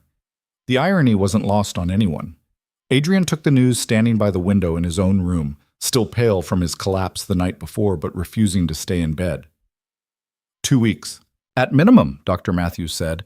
And Your Grace, this applies to you as well. You pushed yourself too hard yesterday. Your body needs time. I understand. Do you? Because understanding and actually resting are very different things. The doctor's tone was sharp. You have 2 choices, Your Grace. Rest now and recover properly, or ignore me and end up worse than your cousin. Possibly dead. Is that clear enough? Adrian nodded stiffly. After Dr. Matthews left, Eliza spoke from her chair near the fire. He's right, you know. I know. So why are you standing instead of lying down? Because if I lie down, I'll have to think about the fact that my cousin is in my house, possibly dying, and I don't know whether I want him to live or not. Adrian's voice was flat. That makes me a terrible person. It makes you human. He came here hoping you were dead. You're allowed to have complicated feelings about saving him. Complicated doesn't cover it. Adrian moved to the chair across from her, sank into it like his bones were made of lead. I keep thinking, what if he'd succeeded? What if I died from the fever and he'd inherited? Would he have even pretended to mourn, or would he have just started selling off pieces of the estate before the body was cold? You can't know that. I can guess. Marcus doesn't love this place. He loves what it represents. Power, status, money. Adrian rubbed his face. And yesterday I risked my recovery trying to save him. Why? Out of duty? Family obligation? Stupidity? Maybe because you're not him, Eliza said quietly. Maybe because choosing to save someone who doesn't deserve it is exactly the kind of person you're trying to become. That's a generous interpretation? I'm not feeling particularly generous. I'm just being honest. She leaned forward. You could have let him die, Adrian. You could have stood there and watched, and no one would have blamed you. He came to your house, insulted me, questioned your judgment, and basically wished you dead. But you didn't let him die. You tried to save him anyway. I'm starting to think that was a mistake. Maybe, but it was your mistake, made consciously. That counts for something. Adrian looked at her, something shifting in his expression. You're staying, even after all this chaos. I said I would. You also said you'd leave if things got too complicated. This seems pretty complicated. It is, but I'm not leaving yet. Eliza paused. Though I reserve the right to change my mind if your cousin says one more word about women like me. If he does, I'll have Mrs. Cole throw him out, heart condition or not. That pulled a small smile from Eliza. Very diplomatic, Your Grace. I'm done being diplomatic, at least with Marcus. Adrian's voice hardened. He needs to understand that things are different now, that I'm different, and that if he wants to stay under my roof, he'll show you the respect you deserve. You don't have to fight my battles, Adrian. I'm not. I'm fighting mine. You just happen to be part of it. The words hung in the air between them, weighted with meaning neither of them was quite ready to examine. Before either could speak, there was a knock on the door. Mrs. Cole entered, looking harassed. "Your Grace, Lord Thornfield is awake. He's asking to speak with you." Adrian's jaw tightened. "Tell him I'm resting. Doctor's orders." "I did. He said it was urgent, about the estate." "Everything is urgent with Marcus." "Your Grace." Mrs. Cole hesitated. He also asked if Miss Thornbridge would be present, said he owed her an apology. That stopped Adrian cold. He said what? An apology. His exact words. Eliza and Adrian exchanged glances. "That's either genuine or a trap," Eliza said. "Knowing Marcus? Probably both." Adrian pushed himself to his feet. "But I suppose we should find out which." They made their way to Marcus's room, slowly, Adrian still moving carefully, Eliza close enough to catch him if needed. Mrs. Cole had put Marcus in one of the smaller guest rooms, tastefully furnished, but nothing like the grand suites reserved for important visitors. A subtle message about his status. Marcus was propped up against pillows, looking worse than Adrian had yesterday. His face was the color of old paper, his breathing shallow, but his eyes were alert, calculating even in weakness. "Adrian, Miss Thornbridge, thank you for coming. Mrs. Cole said you wanted to speak with us." Adrian remained standing, not taking the chair that had been placed by the bed. Another subtle message. "About the estate, apparently. And other things." Marcus's gaze shifted to Eliza. "Miss Thornbridge, I owe you an apology. What I said yesterday, about you being a social climber, about using Adrian, it was unconscionable. I had no right." The words sounded genuine, but there was something off in his tone, something too practiced. "You didn't," Eliza said carefully. "Have the right. I know. And I'm sorry, truly." Marcus paused. "I was concerned about my cousin, about his judgment during illness, but I expressed that concern poorly and hurt you in the process. That wasn't my intention." "Wasn't it?" Adrian's voice was cold. "Because it seemed very intentional to me. You came here expecting to find me dying. When you found me alive with Eliza, you immediately tried to discredit her, make me doubt her motives. I was wrong. Were you? Or are you just saying that now because you nearly died and realized alienating the Duke wasn't in your best interest?" Marcus actually smiled, faint, but there. "Both, probably. I've never been good at separating genuine feeling from strategic thinking. You know that about me, Adrian. Unfortunately. But regardless of motive, the apology stands. Miss Thornbridge, you saved my cousin's life. That deserves respect, not insults. I hope you can forgive my behavior." Eliza studied him. Every instinct told her not to trust this. Marcus was too smooth, too controlled for someone who'd just had a heart attack, but refusing the apology would make her look petty. "I accept your apology," she said finally. "But Lord Thornfield, I'd like to be clear about something. I'm not here because I want anything from Adrian. I'm here because he asked me to stay. That's the only reason that matters." "Of course, I understand completely." Marcus shifted against the pillows, wincing. "Adrian, there is estate business we need to discuss. The tenants can wait until you're recovered, and until I'm strong enough to have that conversation without collapsing." Adrian's tone left no room for argument. "Whatever business you think is urgent, it'll keep for 2 weeks. But no. Dr. Matthews was clear. You need rest. So do I. So the estate business, all of it, waits." Marcus's expression tightened, but he nodded. "Very well, though I should mention some of the tenants have been asking about you, concerned about your health. It might be wise to reassure them. I'll send letters when I'm strong enough to write them." "Of course." Marcus's eyes shifted to Eliza again. "Will Miss Thornbridge be staying long? I only ask because the household should know how to plan." "That's not your concern," Adrian said flatly. "Eliza's stay is between her and me. You don't need to plan anything." "I was simply trying to be helpful." "Then help by resting and not asking questions that aren't your business."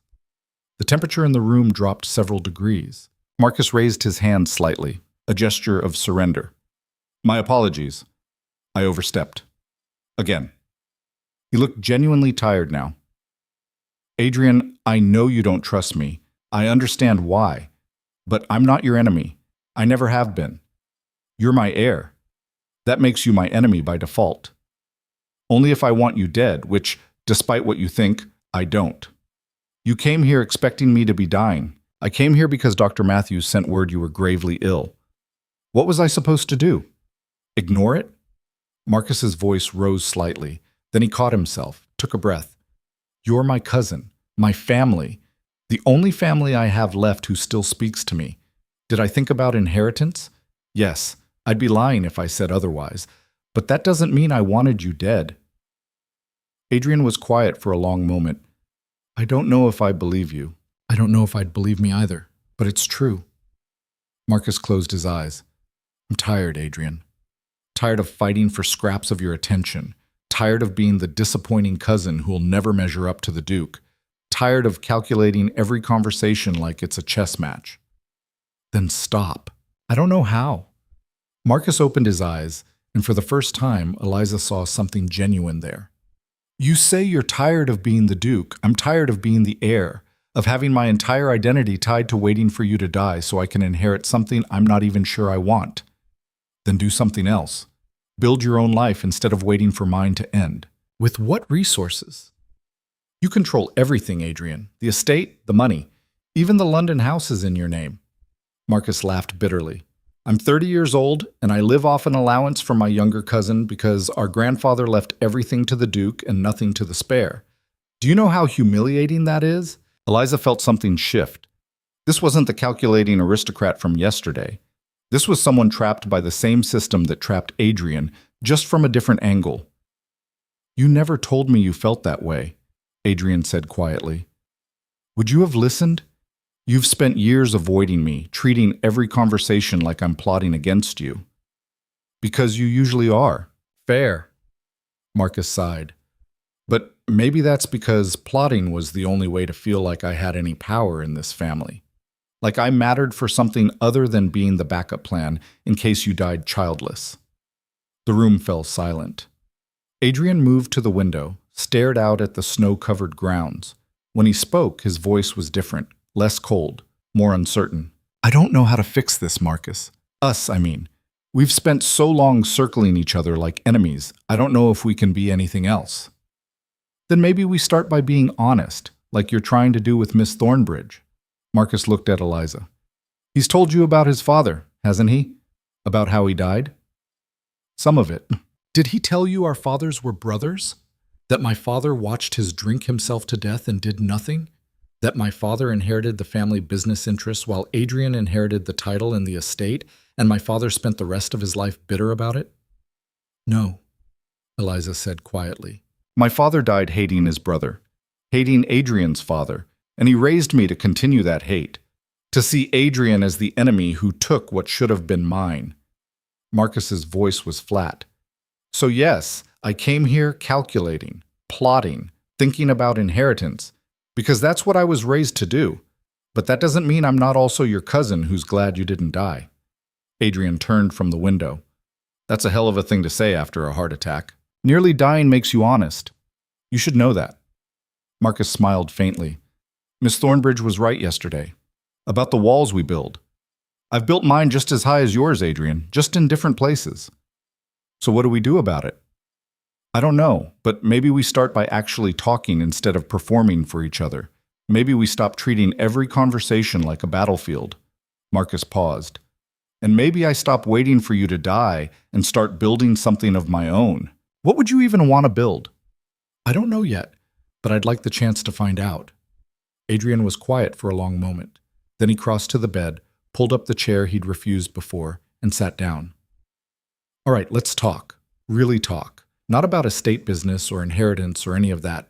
Just, he stopped, searching for words. Tell me something true, Marcus.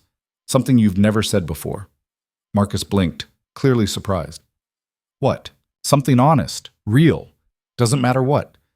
Just something that isn't calculated or strategic or designed to manipulate me. I don't know if I can do that. Try. Marcus was quiet for a long moment, his face working through emotions too complex to name. Finally, he spoke. I was jealous of you. When your father died and you became Duke, I was 11 and you were 12, and I watched you inherit everything while I got nothing, and I hated you for it, even though I knew it wasn't your fault. Even though I could see how much it hurt you, I still hated you. His voice cracked slightly. And I've spent the last 20 years trying to justify that hate instead of admitting it was just a hurt kid being angry at the wrong person. The confession hung in the air like smoke. Adrian's face was unreadable. Then slowly, he nodded. I knew. I could feel it. Every time we were in the same room, I could feel you hating me, and I didn't know why. I thought I'd done something wrong, said something, been too much of whatever I was supposed to be. He paused. So I stayed away, which probably made it worse. It did. Made me feel like you were too good to even acknowledge me. I wasn't. I was just scared. Of you. Of everyone. Of being the Duke when I didn't know how. Adrian's hands clenched on the chair arms. I'm still scared. Of most things. I'm just better at hiding it now. Not as good as you think. Miss Thornbridge sees right through you. Adrian glanced at Eliza, something almost like a smile crossing his face. She does. It's terrifying. It's what you need, Marcus said. Someone who won't let you hide, who calls you on your performance. He looked at Eliza. You're good for him. I was wrong to imply otherwise. I'm not good for anyone, Eliza said. I'm just stubborn and occasionally honest. Those aren't virtues. They are in our world, where everyone's performing all the time. Marcus shifted against the pillows. Adrian, about the estate business I mentioned, I thought we were done with that. We are. But I should tell you, the tenants aren't just concerned about your health. There's talk. About Miss Thornbridge. About what her presence here means. Eliza's stomach dropped. Adrian's expression went cold. What kind of talk? The predictable kind. That you've taken a mistress. That you're not thinking clearly. That she's influencing you inappropriately. Marcus raised a hand before Adrian could explode. I don't believe it. And I told the estate manager as much when he mentioned it. But Adrian, you need to be aware. Word has reached London. People are talking. Let them talk. That's easy to say when you're here, but when you go back to London, I'll deal with it then. The same way I'm dealing with everything else. With honesty. Adrian's voice was firm. Eliza is my guest. She saved my life. Whatever people want to assume beyond that is their problem, not mine. And if they assume the worst, if society decides she's compromised you somehow, then society can go to hell. Marcus stared at him. You can't mean that. I do. Completely. Adrian stood. I spent my whole life caring what society thinks, following rules I didn't make for reasons I don't understand, destroying people. He glanced at Eliza. To maintain appearances. I'm done with that. Adrian, you're not thinking clearly. I'm thinking more clearly than I have in years. You want honesty? Here's honesty. I don't care what London says about Eliza being here. I don't care if they think she's my mistress or my nursemaid or my whatever. She's here because I asked her to stay. And if that damages my reputation, so be it. Your reputation is your power. My reputation is a cage, and I'm tired of living in it. Marcus looked genuinely shocked. You've changed. I nearly died. It tends to shift perspective. No, this is more than that. Marcus's eyes moved to Eliza, then back to Adrian. She's changed you. In less than 2 weeks, she's made you question everything you've built your life around. Good, Eliza said, because what he built was making him miserable. Maybe, but misery is safe. It's predictable. Marcus shook his head. What you're doing, both of you, it's dangerous. You're upending the rules, rules that keep people like us in power. Then maybe those rules need to be upended, Adrian said quietly. You really believe that? I'm starting to. Marcus was quiet for a long moment. Then he laughed, sharp and surprised. You're insane, both of you. You're going to get destroyed. Probably, Eliza said. But at least we'll go down being honest about who we are instead of slowly dying behind performances. That's not inspiring, that's terrifying. Sometimes they're the same thing. Marcus studied them both, his expression complex. I don't understand you, either of you, but... He stopped, something shifting in his face.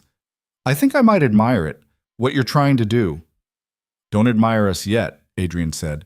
We might fail spectacularly. That's almost guaranteed, but watching you try might be worth the price of admission. Marcus settled back against the pillows. All right, I'll stop plotting against you, for now. Consider it my contribution to this insane experiment in honesty. I don't trust that. You shouldn't. I don't entirely trust it myself, but I'm willing to try. Marcus paused. On one condition. What? When you go back to London, when you face whatever society throws at you, let me help. Not because I want to manipulate you, but because I know how that world works. And if you're serious about doing this honestly, you're going to need someone who can navigate the politics while you're busy being authentic. Adrian looked at Eliza. She shrugged. Your call. But I think he's serious. So do I, which is somehow more concerning than when he was plotting. Adrian turned back to Marcus. All right, but the first time you slip back into scheming, you'll have Mrs. Cole throw me out. Heart condition or not, I remember. Marcus smiled, genuine this time. Fair terms. They left Marcus to rest, walking back through the quiet house in silence. Finally, in the hallway outside Adrian's room, Eliza spoke. That was unexpected. Which part? Marcus apologizing or Marcus offering to help? Both, all of it. She leaned against the wall. Do you trust him? No, but I want to, and that's new. It's also dangerous. He could be playing a longer game. I know, but if I'm asking you to trust me, to believe I can change, I have to extend the same possibility to him. Otherwise, I'm a hypocrite. Adrian paused. What he said about the talk, about London, that concerns you. Should it? I don't know. Do you care what people think? I spent my whole life caring. It never helped. Eliza met his eyes. But Adrian, if you defend me publicly, if you acknowledge me as more than just someone who happened to be here when you were sick, it will damage you. Marcus is right about that. Let it. That's easy to say now, harder to live with when you're actually facing the consequences. Maybe, but I meant what I said. I'm done performing. Adrian reached for her hand. And that includes pretending you don't matter. That what happened between us, the humiliation, the forgiveness, all of it, is somehow less important than maintaining appearances. We haven't talked about forgiveness. Haven't we? You're still here. That says something. It says I'm curious. Not that I've forgiven you. I know, but I'm hoping curiosity is a start. Eliza looked at their joined hands. What are we doing, Adrian? Really? I don't know. Building something, tearing things down, both, maybe. He paused. Does it matter, knowing exactly what this is? It might. When we get back to London and reality sets in, then we'll figure it out then. Together. Adrian squeezed her hand. For now, can we just exist? Without defining it or defending it or explaining it to anyone? That's not very ducal of you. Good. I'm tired of being ducal. Eliza smiled despite herself. You're going to regret saying that. Probably, but at least I'll regret it honestly. The next week passed in a strange kind of peace. Adrian regained his strength slowly, walking the grounds with Eliza, reading in the library, having meals where the conversation wasn't about estates or politics, but about ideas, arguments, laughter.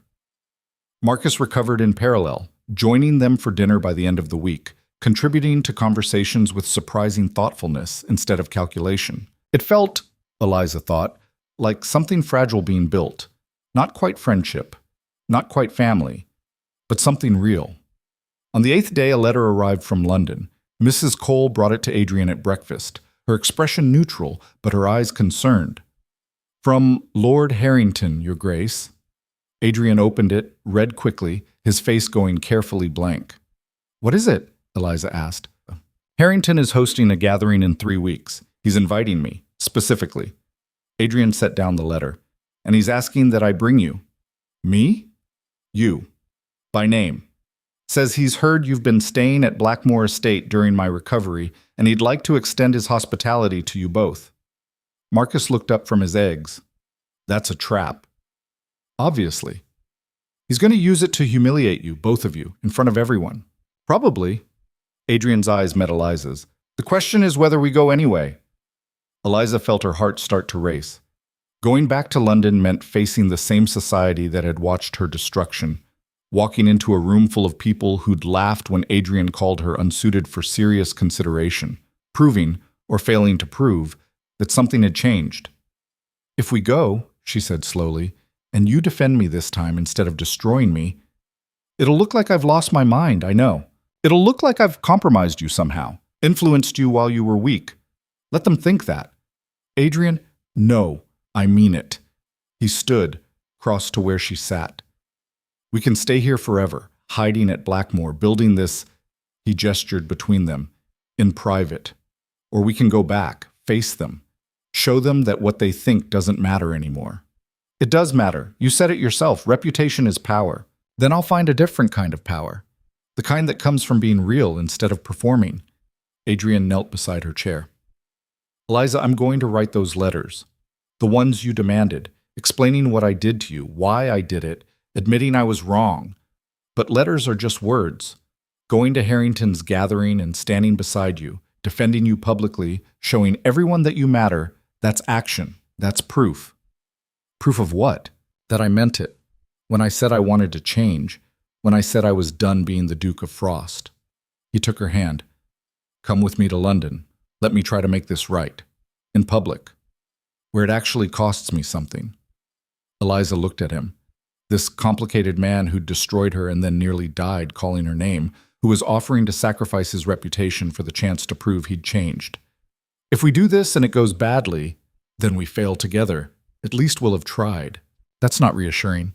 It's not supposed to be. It's supposed to be honest." Marcus cleared his throat. "I hate to interrupt this moment, but I should mention, if you're serious about doing this, you'll need a strategy. Harrington isn't just going to let you walk in and rewrite the narrative." "I don't want to rewrite it. I want to tell the truth. The truth won't be enough, not with people like Harrington." Marcus set down his fork. "But if you're willing to let me help, actually help, not manipulate, I might be able to make this work." Adrian looked at him. "How?" "By being honest about what Harrington wants. He's not inviting you to make amends. He's inviting you to watch him destroy Miss Thornbridge again, to remind everyone who has power." Marcus paused. "But what if we flip it? What if instead of defending against his attack, you go on offense? What does that mean?" "It means you don't wait for Harrington to set the terms. You arrive at his gathering and you immediately take control of the narrative, publicly, loudly, before he can say a word." "How?" Eliza asked. Marcus smiled, and for the first time, it looked like strategy in service of something good instead of selfish. "You tell the truth. All of it. In front of everyone. You own what you did, Adrian. You apologize to Miss Thornbridge publicly. You explain exactly why you destroyed her. Fear, cowardice, whatever. And you make it clear that she didn't compromise you. You compromised yourself. And she was kind enough to save you anyway." Adrian stared at him. "That'll destroy my reputation." "Yes, but it'll also make you human, real. And it'll make everyone who laughed when you humiliated her look like the actual villains." Marcus leaned forward. "People love a redemption story, Adrian. Give them one. Just make sure it's honest." "That's insane. It's also your only chance. Otherwise, Harrington controls the room and you lose before you start." Eliza felt something shift in her chest. Not quite hope, but possibility. "He's right," she said quietly. "If you're going to do this, it has to be on your terms, not Harrington's. And you're comfortable with that? With me airing everything publicly?" "I'm not comfortable with any of this, but I'd rather face it head on than spend the rest of my life wondering what would have happened if we'd tried." Adrian looked between them, Eliza and Marcus, two people who had every reason to want him to fail, now both offering to help him succeed. "All right," he said finally, "we go to London. We attend Harrington's gathering, and we tell the truth." He looked at Marcus. "Help me figure out how to do this without it becoming a complete disaster." "I'll do my best. Though I should warn you, even with strategy, this might still be a disaster." "Then at least it'll be an honest one." Marcus raised his coffee cup in a mock toast. "To honest disasters. May they be memorable." The 3 weeks before Harrington's gathering passed in a blur of planning, writing, and argument.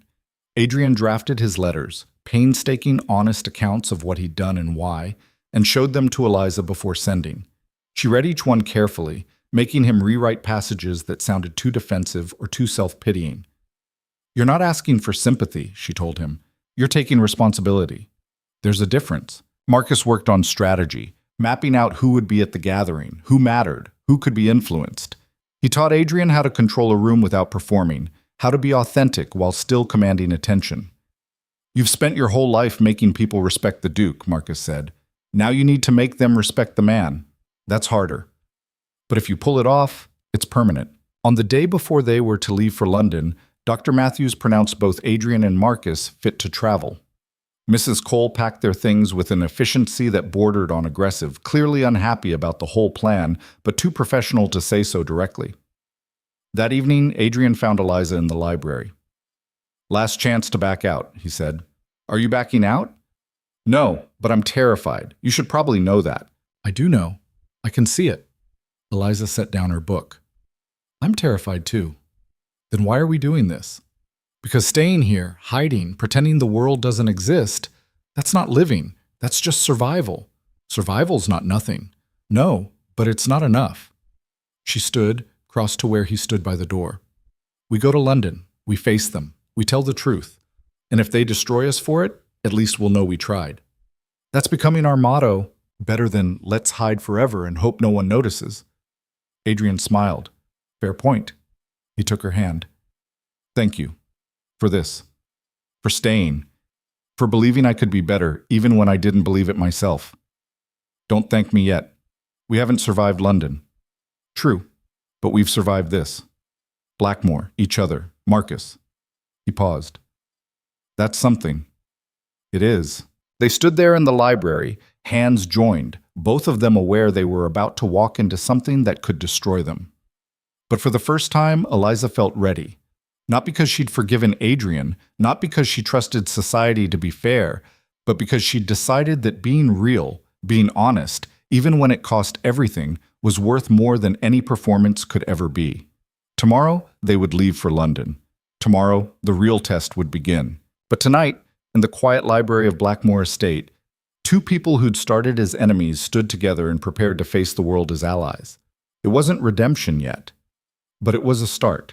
London looked exactly the same as when Eliza had left it.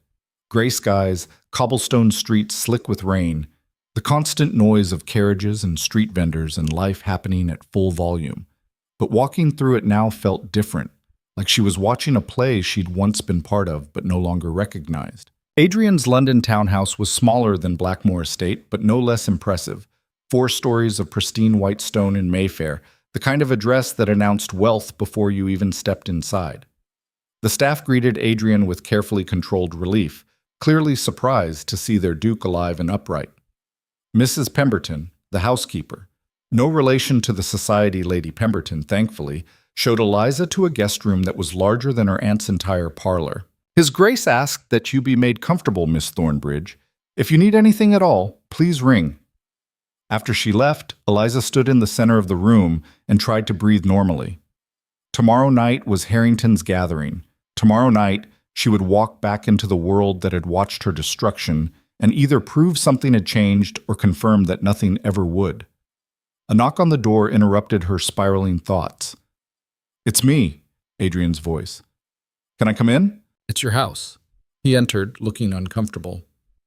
"I know this is strange, being here instead of Blackmore, but I wanted to make sure you're all right." "I'm fine." "You're a terrible liar." He crossed to the window, stood beside her, looking out at the rain. "I'm terrified too, if that helps." "It doesn't, but I appreciate the honesty."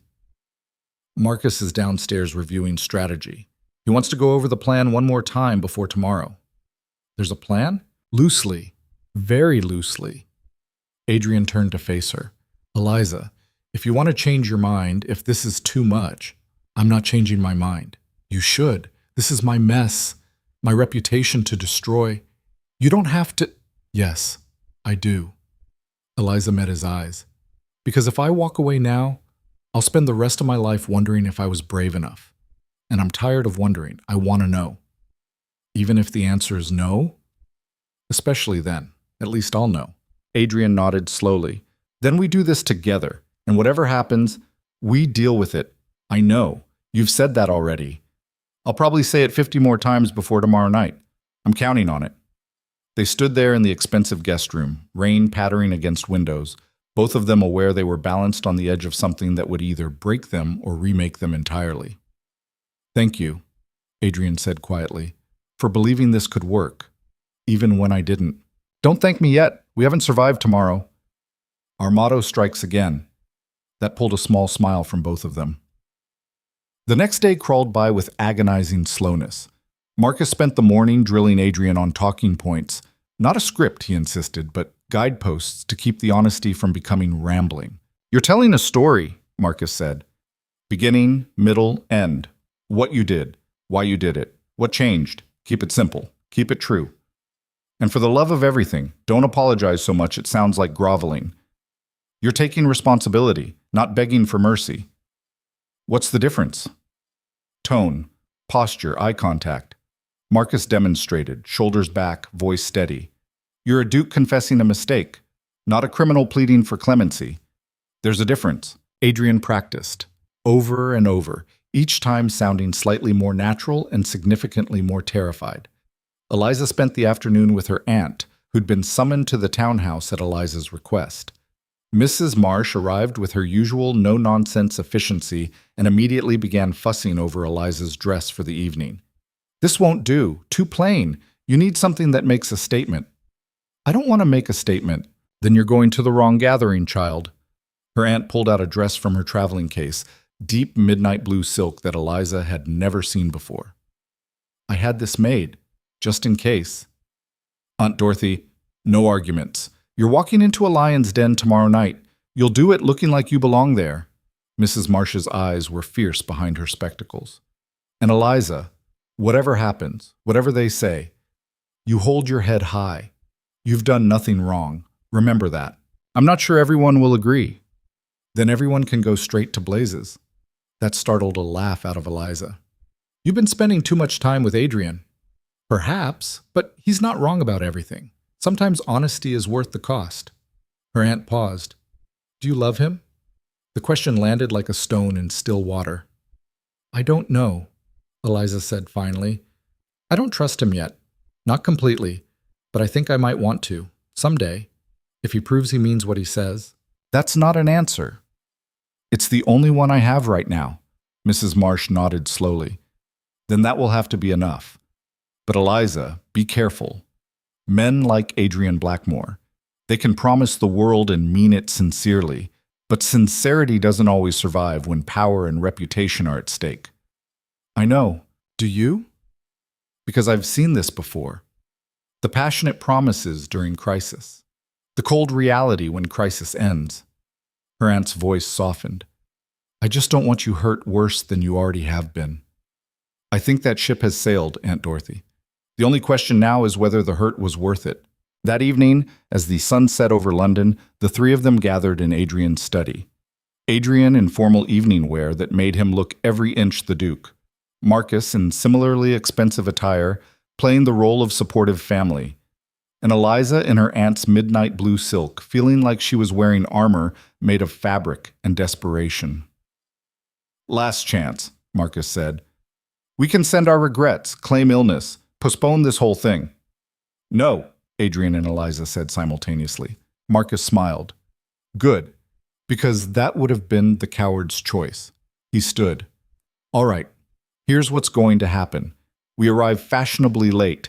Not so late we look afraid, but late enough that most of the guests are already there. We walk in together, the three of us, united front. That'll start rumors immediately, Eliza said. Let it. We're controlling the narrative tonight, remember? Let them speculate, Marcus continued. Adrian, you find Harrington immediately. Don't wait for him to find you. You walk up to him in front of as many people as possible, and you thank him for the invitation. That's it? That's the opening move. Polite, respectful, completely disarming. Marcus's eyes gleamed. Then you ask if you can address the gathering. Make an announcement. Harrington won't be able to refuse without looking like a bad host. And if he does refuse? He won't. His curiosity will get the better of him. He'll want to see what you're planning. Then what? Eliza asked. Then Adrian tells the truth, all of it, exactly as we practiced. Marcus looked at Adrian. You ready for that? No, but I'm doing it anyway. Good answer. The carriage ride to Harrington House felt surreal. Eliza sat between Adrian and Marcus, all three of them silent, wrapped in their own thoughts. Through the window, she could see London passing by, gas lamps flickering to life, people going about their evening, completely unaware that somewhere in Mayfair, 3 people were about to either change everything or destroy themselves trying. "Eliza," Adrian said quietly, "whatever happens tonight, don't do the speech. Save it for Harrington's guests." "I wasn't going to make a speech. I was going to say thank you for staying, for believing, for being braver than I deserve." Eliza looked at him. This man who'd humiliated her, who'd nearly died calling her name, who was about to sacrifice his reputation for the chance to prove he'd changed. "You're welcome. But Adrian, if you get up there and your courage fails, if you can't do this, I will. I have to." "Why?" "Because you're watching, and I'd rather fail trying in front of you than succeed at being a coward." Marcus cleared his throat. "We're here." Harrington House blazed with light, every window glowing. Carriages lined the street, liveried footmen helping guests alight. Music drifted from inside, along with the sound of conversation and laughter. It looked like every other society gathering Eliza had attended, except this time, she was walking in as herself. Not as someone trying to fit in, not as someone apologizing for existing, just as Eliza Thornbridge, who'd saved a duke's life, and now had to face the world that had watched her destruction. They walked in together, Adrian in the center, Eliza on one side, Marcus on the other. The entrance hall fell silent as they appeared. Conversation stopped mid-sentence. Heads turned, eyes widened. The Duke of Blackmore, alive and well. His cousin, the ambitious heir. And Eliza Thornbridge, the girl who'd been humiliated months ago, now dressed in midnight blue silk and walking in like she owned the place. Lord Harrington appeared almost immediately, his face a carefully constructed mask of welcome that didn't quite hide the calculation behind it. "Your Grace, how wonderful to see you recovered. We were all so worried." His eyes slid to Eliza. "Miss Thornbridge, what a surprise." "Lord Harrington." Adrian's voice was steady. "Thank you for the invitation, and for including Miss Thornbridge. I'm grateful for the opportunity to address your guests, if you'll permit me." Harrington's smile froze. "Address the gathering?" "If you're amenable, I have something I'd like to say about my recovery, about Miss Thornbridge's role in it." Adrian paused. "About several things, actually." Around them, the entrance hall had gone silent.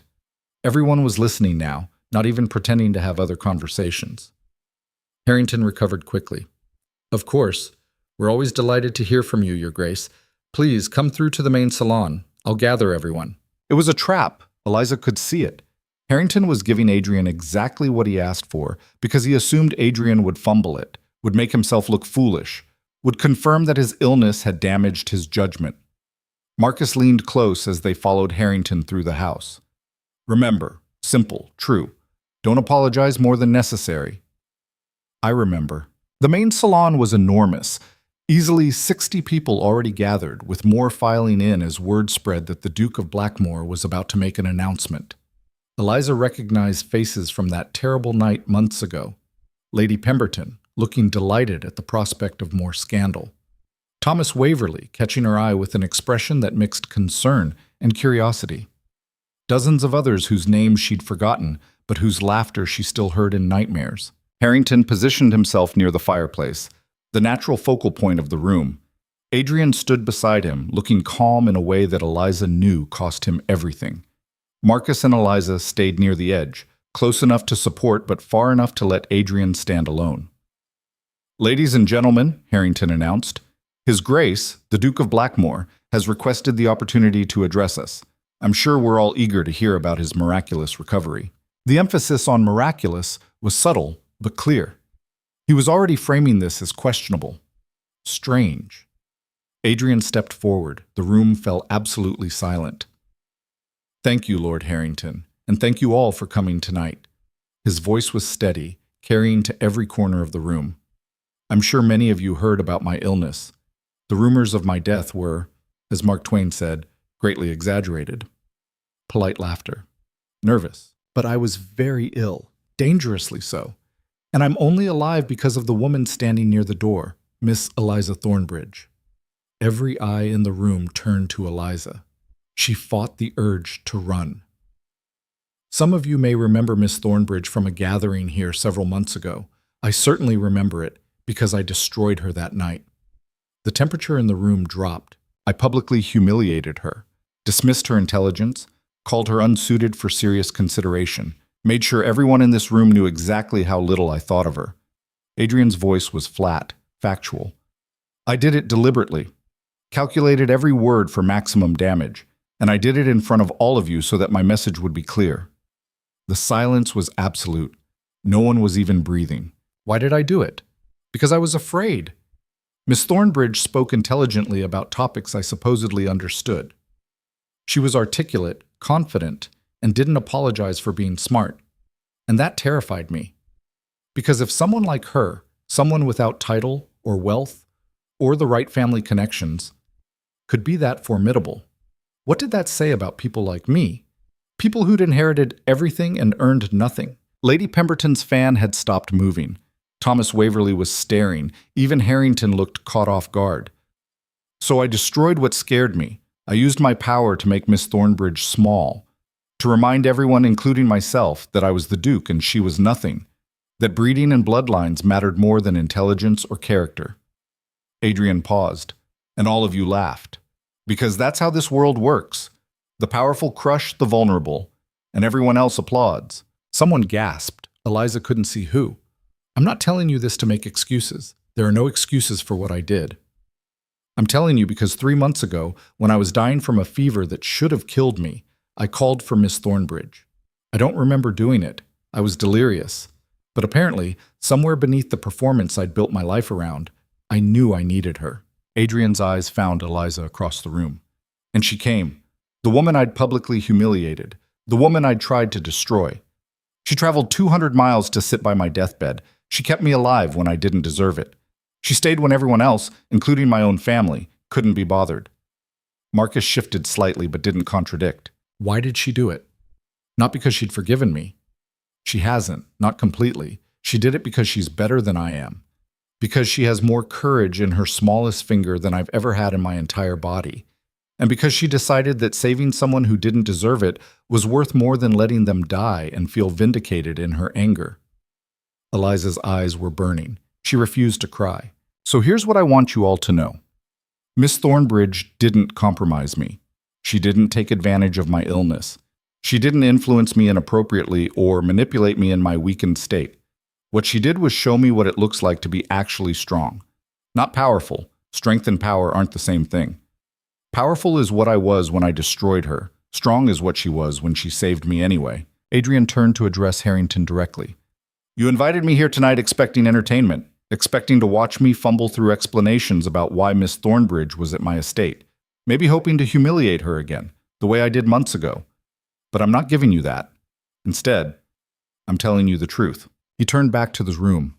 I was wrong. About Miss Thornbridge. About what matters. About what makes someone worthy of respect. And I'm done pretending otherwise. I'm done performing for people who value breeding over character. I'm done using power as a weapon. And I'm done being the Duke of Frost. Someone started to speak. Adrian raised a hand. I'm not finished. There's one more thing you all need to know. He crossed the room to stand in front of Eliza. Miss Thornbridge, I owe you an apology. A real one. In front of everyone who watched me destroy you. He went to one knee. The entire room gasped. I'm sorry, Adrian said, his voice clear and unwavering, for what I said, for how I used my power against you, for making you feel small when you're one of the strongest people I've ever met. I can't undo what I did. I can't take back the words or the humiliation, but I can acknowledge it. I can name it for what it was, cruelty born from cowardice. And I can promise you that I will spend the rest of my life trying to be worthy of the mercy you showed me. Eliza stared down at him, the Duke of Blackmore, on his knees in front of her, in front of everyone who'd watched her destruction. Get up, she said quietly, not until you accept my apology. Adrian, please. I know I don't deserve forgiveness, but I'm asking anyway. Eliza looked around the room, every face staring at them, some shocked, some confused. Lady Pemberton looked like she'd swallowed something unpleasant. Thomas Waverley was smiling slightly. Harrington's expression was unreadable, and she realized this was her choice, her moment. Adrian had given her his reputation, his dignity, his carefully constructed armor. He'd knelt in front of the entire world and handed her the power to destroy him the way he'd destroyed her. She could refuse, could walk away, could make him understand what humiliation actually felt like. Or she could do something different. "Stand up," she said again. "I'm not going to accept your apology with you on your knees like some performance. If you're serious about this, about being real instead of performing, then stand up and look at me like an equal." Adrian stood. They faced each other in the center of Harrington's salon, 60 pairs of eyes watching, waiting. "I don't forgive you," Eliza said. Her voice carried. "Not completely. Not yet. What you did hurt me in ways I'm still processing, but I accept your apology. Because I've seen you try to change. I've watched you tear down walls that took a lifetime to build, and I hope, that the person you're becoming might actually deserve forgiveness. Someday." "Thank you," Adrian said quietly. "Don't thank me. Prove it." She met his eyes. "Prove that this isn't just another performance. Prove that you can survive being honest even when it costs you everything. Prove that you meant every word you just said." "I will. However long it takes." "It'll take a long time." "I know." Around them, the silence had shifted. No longer shocked or scandalized. Something else. Something that felt like witnessing something real in a world built on artifice. Then Thomas Waverley started clapping. Slowly. Deliberately. One person in a room full of silence. Others joined. Not everyone. Lady Pemberton sat frozen, her face pale. Harrington looked like he'd swallowed glass. But enough people. Enough that the sound filled the room. Not applause for entertainment, applause for courage. Adrian turned to face them. "I know some of you think I've lost my mind. That illness damaged my judgment. That Miss Thornbridge has somehow manipulated me. But you're wrong. What happened is that I finally stopped lying to myself about what matters. And if that makes me unfit to be Duke in your eyes, so be it. I'd rather be honest and scorned than powerful and empty." Marcus stepped forward. "If I may, Your Grace, I think what my cousin is trying to say is that he's done playing by rules that serve no one except people who benefit from maintaining the status quo. And as someone who's spent his life waiting for that status quo to benefit him, I think he's right. It's a terrible system. We should probably change it." That surprised a few nervous laughs. Harrington finally found his voice. "Your Grace, this is all very moving, but I'm not sure this is the appropriate venue for such personal revelations." "Isn't it? You invited me here. You invited Miss Thornbridge, presumably to create exactly this kind of scene." Adrian's smile was sharp. "The only difference is that I'm controlling the narrative instead of letting you do it for me." "I would never—" "Please, we both know exactly why you sent that invitation. But here's the thing, Harrington. I don't care anymore. About your opinion, about society's rules, about maintaining appearances." He gestured around the room. "This world, our world, is built on performance and cruelty disguised as civility. I'm done contributing to it." "Then what will you do?" "Live honestly.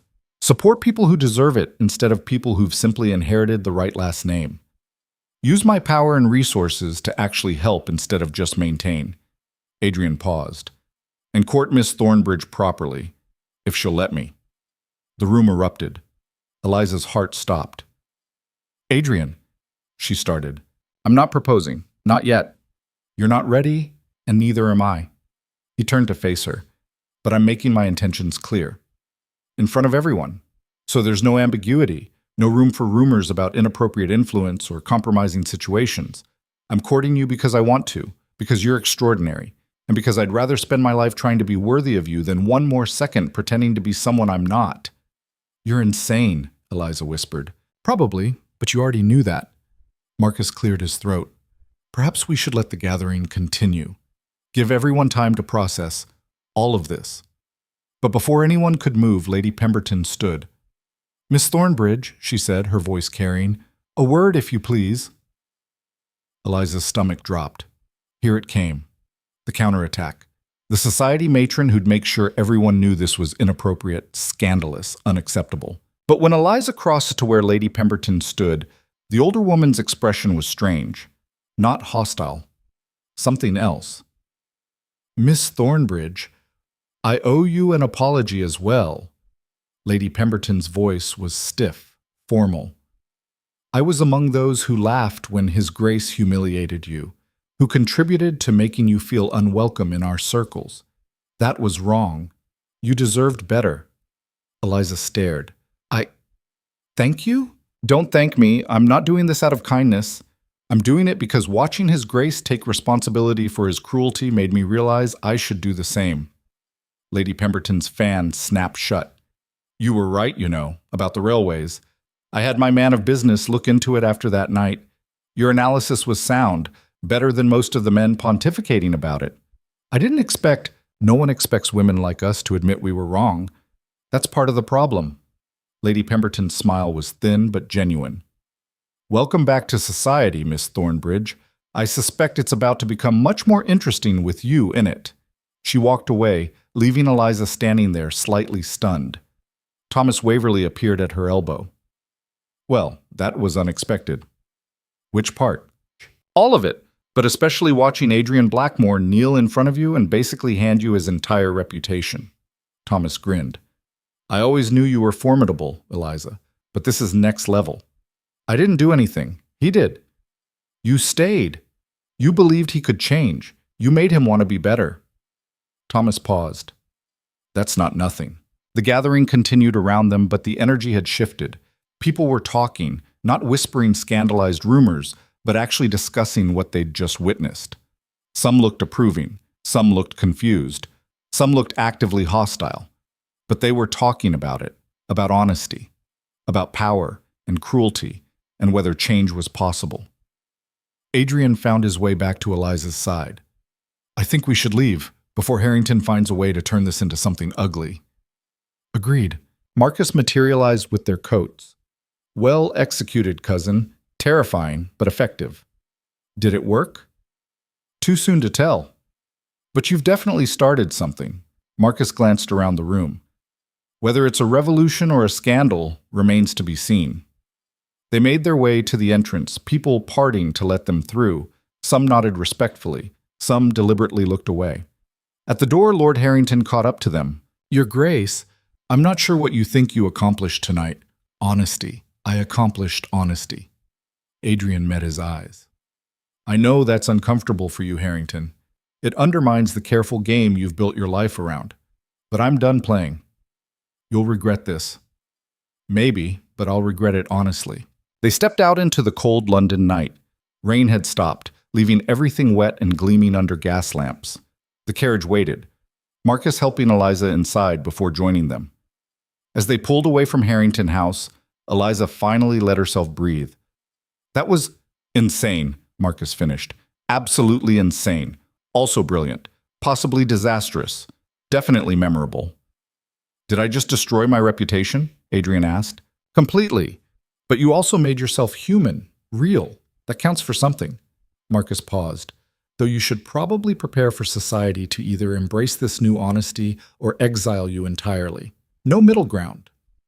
I can live with that. Can you? Because living outside society means losing influence, power, everything you've built your life around. I know, but I'll have something more important. What? Adrian looked at Eliza. The truth, and possibly, if she'll have me, someone who actually sees me instead of just the title. Eliza's throat was tight. You can't court me, Adrian. You said it yourself. I have no breeding, no money, no connections. Your family will disown you. Society will mock you. It's social suicide. Then I'll die socially. He took her hand. Eliza, I meant what I said in there. Every word. I want to court you properly. Not because it's strategic or beneficial or makes sense, but because you make me want to be better, real, honest, and that's worth more than any title. This is a terrible idea. Probably. But most good things are. Marcus groaned.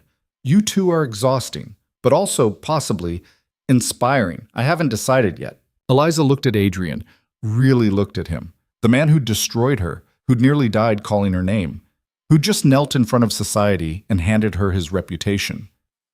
If we do this, she said slowly, it has to be real. No performing, no going back to the Duke of Frost when things get hard. I know. And if you slip, if you use your power to hurt anyone the way you hurt me, you'll leave. I know that too. I mean it, Adrian. One chance. That's all you get. That's all I need. They sat in silence as the carriage rolled through London streets, heading back to the townhouse. Tomorrow would bring consequences, rumors, reactions, possibly complete social exile. But for tonight, in the privacy of the carriage, they could just be three people who'd survived something impossible. What happens now? Marcus asked. Now we face whatever comes next, Adrian said. Together. That's vague. It's honest.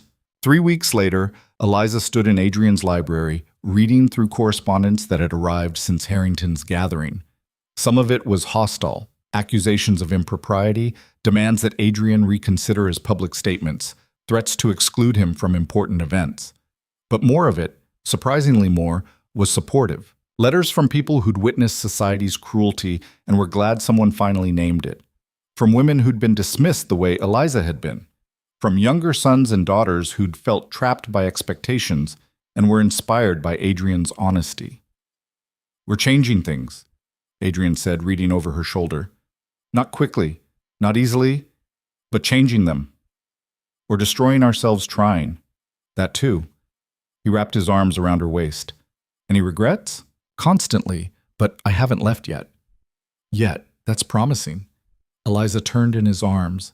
Adrian, I need you to understand something. I'm staying, for now. But I'm not going to marry you just because society expects it after what you said at Harrington's. I know. I need time to trust you, to believe this version of you is permanent and not just crisis-driven nobility. How much time? I don't know. However long it takes. I can live with that. Adrian pressed his forehead to hers. Take all the time you need, Eliza. I'll be here, being honest, being real, trying to be worthy of you. That's a lot of pressure. You're worth it. Stop being charming. It makes it harder to stay suspicious. Good. 6 months later, Blackmore Estate in spring was completely different from winter. Gardens bloomed, birds sang. Everything that had been dead or sleeping came back to life in riotous color. Eliza walked through it with Adrian, discussing plans for the estate. They'd started programs for the tenants, education initiatives, improvements to housing, fair wage negotiations. Some of the aristocracy called it radical. Adrian called it decent. Marcus had moved to London permanently, starting a business advising nobles on estate management. Someone needs to drag this class into the modern era, he'd said. Might as well be me. Mrs. Marsh had taken up residence at the estate, managing the household with terrifying efficiency and providing running commentary on everything. And Eliza was learning to believe, not in fairy tales or perfect endings, but in the possibility that people could change, that courage could be learned, that honesty, however painful, was worth more than any performance. I'm going to ask you to marry me, Adrian said as they sat by the fountain in the garden. Eventually, when you're ready, I know. But I need you to know it's not about society, not about legitimizing anything or making things proper. I want to marry you because I love you, because you made me real, because I can't imagine being honest with anyone else for the rest of my life. Eliza's heart was racing. You love me. Desperately, inconveniently, completely. That's not very ducal. I'm not trying to be ducal. I'm trying to be yours. Eliza looked at him. This impossible man who'd destroyed her and then rebuilt himself into someone worth believing in. I'm not ready to say it back yet. I know. But I think I'm getting there, slowly, in my own time. That's all I'm asking for. They sat in the spring sunshine, hands joined, both of them aware they'd become something neither had expected. Not perfect, not without scars, but real in a way that felt more valuable than any title or status. 2 years later, Eliza Thornbridge became Eliza Blackmore in a ceremony that broke every social convention. The bride wore midnight blue instead of white. The groom cried during the vows. Marcus served as best man and made a speech about honest disasters being better than polite lies. Society was scandalized. They didn't care, because somewhere between humiliation and redemption, between cruelty and honesty, between destruction and rebuilding, they'd learned something important. Power was temporary. Status was fleeting. Performances eventually ended. But truth, real, uncomfortable, costly truth, that lasted. And love built on truth, on seeing each other's worst and choosing to stay anyway, on tearing down walls instead of hiding behind them. That was worth everything. Eliza stood in the gardens of Blackmore Estate, her hand in Adrian's, and thought about the girl who'd been destroyed in a ballroom 2 years ago. She was gone, replaced by someone stronger, someone who'd learned that surviving cruelty was just the beginning. The real work was choosing to be better than the cruelty, to build something real from the ruins. "What are you thinking?" Adrian asked. "That we're a terrible idea." "We are, but we're an honest one." "Is that enough?" "For me? Yes. For you?" Eliza looked at him. Her husband, her partner, the man who'd proven that change, however painful, was possible. "Ask me again in 50 years. "I will. Every day." And he did. Not perfectly. Not without setbacks or arguments or moments when old patterns threatened to resurface. But honestly. Really. With the kind of courage that came from choosing truth over comfort, from choosing to be seen rather than safe. Years later, when people asked Eliza Blackmore about her story, she told them the truth. About public humiliation and private pain. About a deathbed summons and impossible forgiveness. About tearing down walls and building something real from the rubble. About learning that love wasn't a fairy tale. It was work, courage, the daily choice to be honest even when lies were easier. And about discovering that sometimes the person who destroys you can also teach you the most important lesson. That being real, being seen, being honest about your flaws and fears and failures was the only thing worth building a life around. It wasn't a perfect ending, but it was real. And for Eliza and Adrian Blackmore, that was enough.